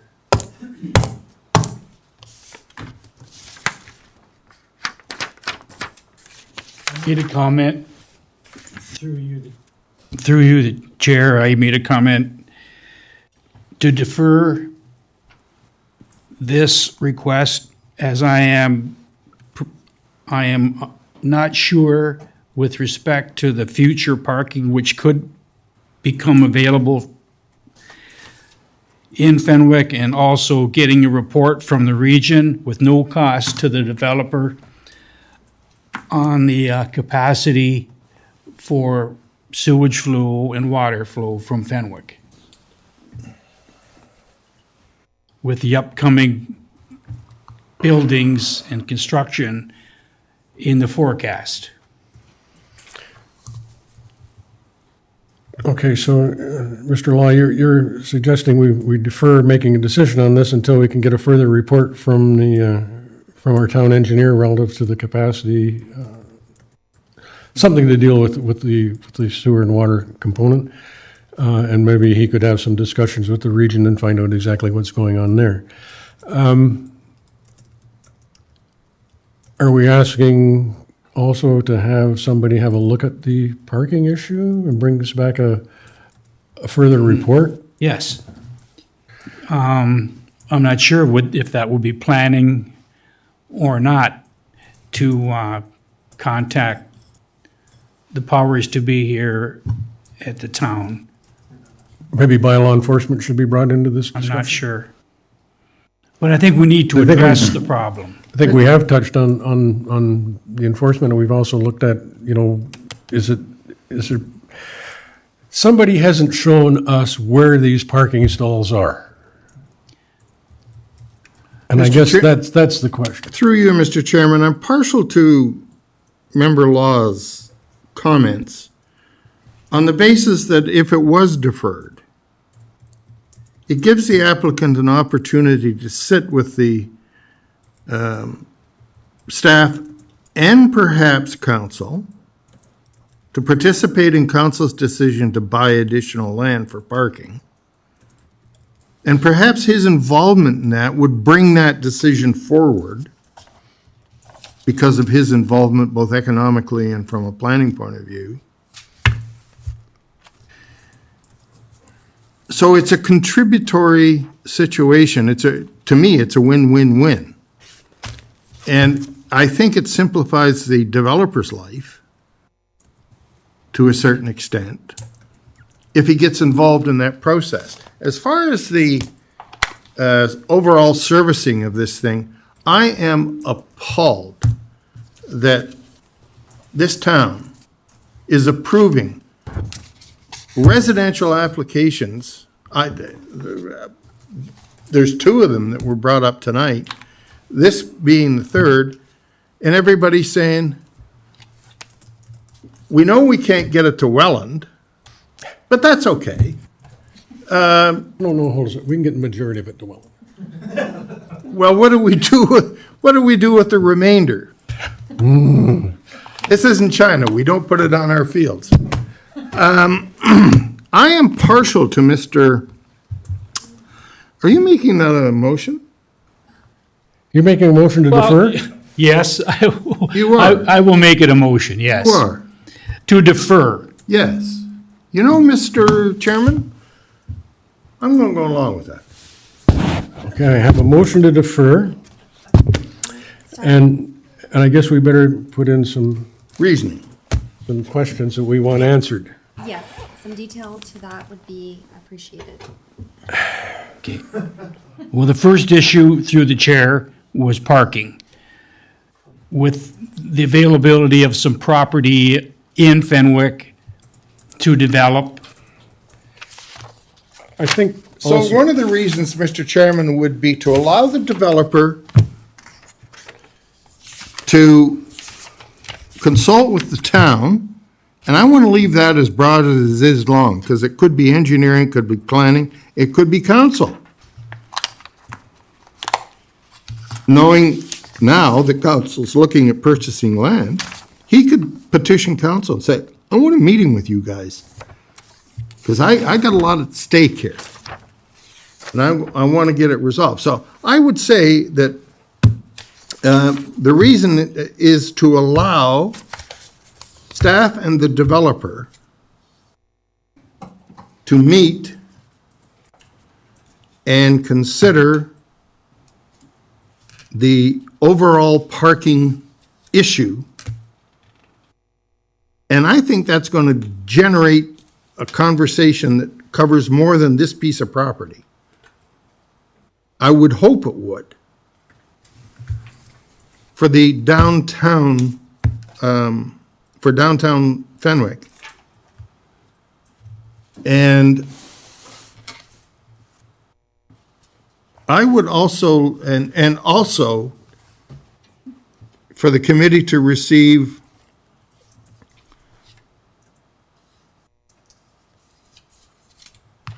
an engineering report including scheduling on the Foss Road sanitary sewer improvements.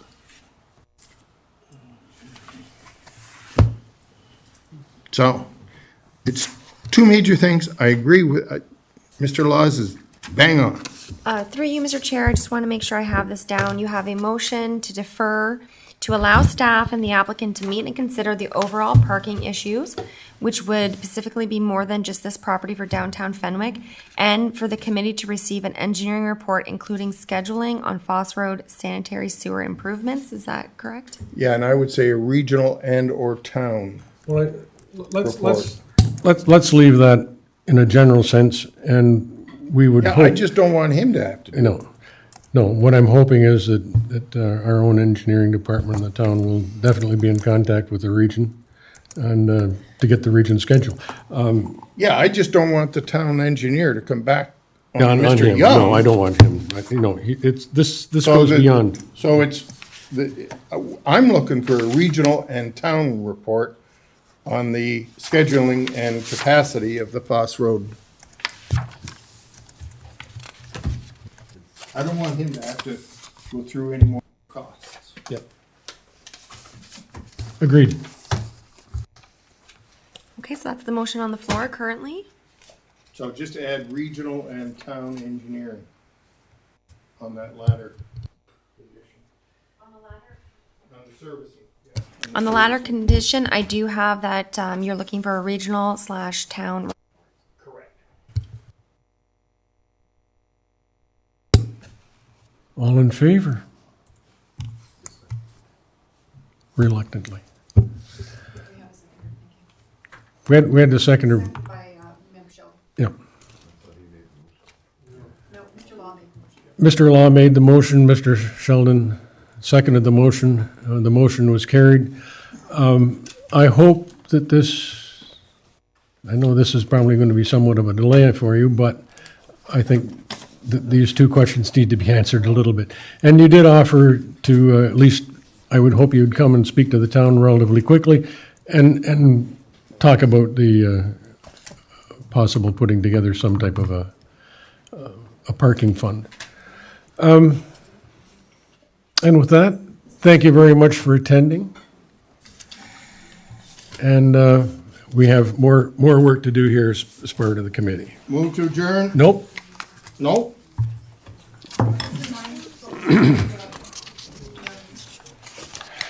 No minutes on today's agenda. Oh, no minutes on the agenda. Okay, motion for adjournment. You have one. Seconded by Mr. Law.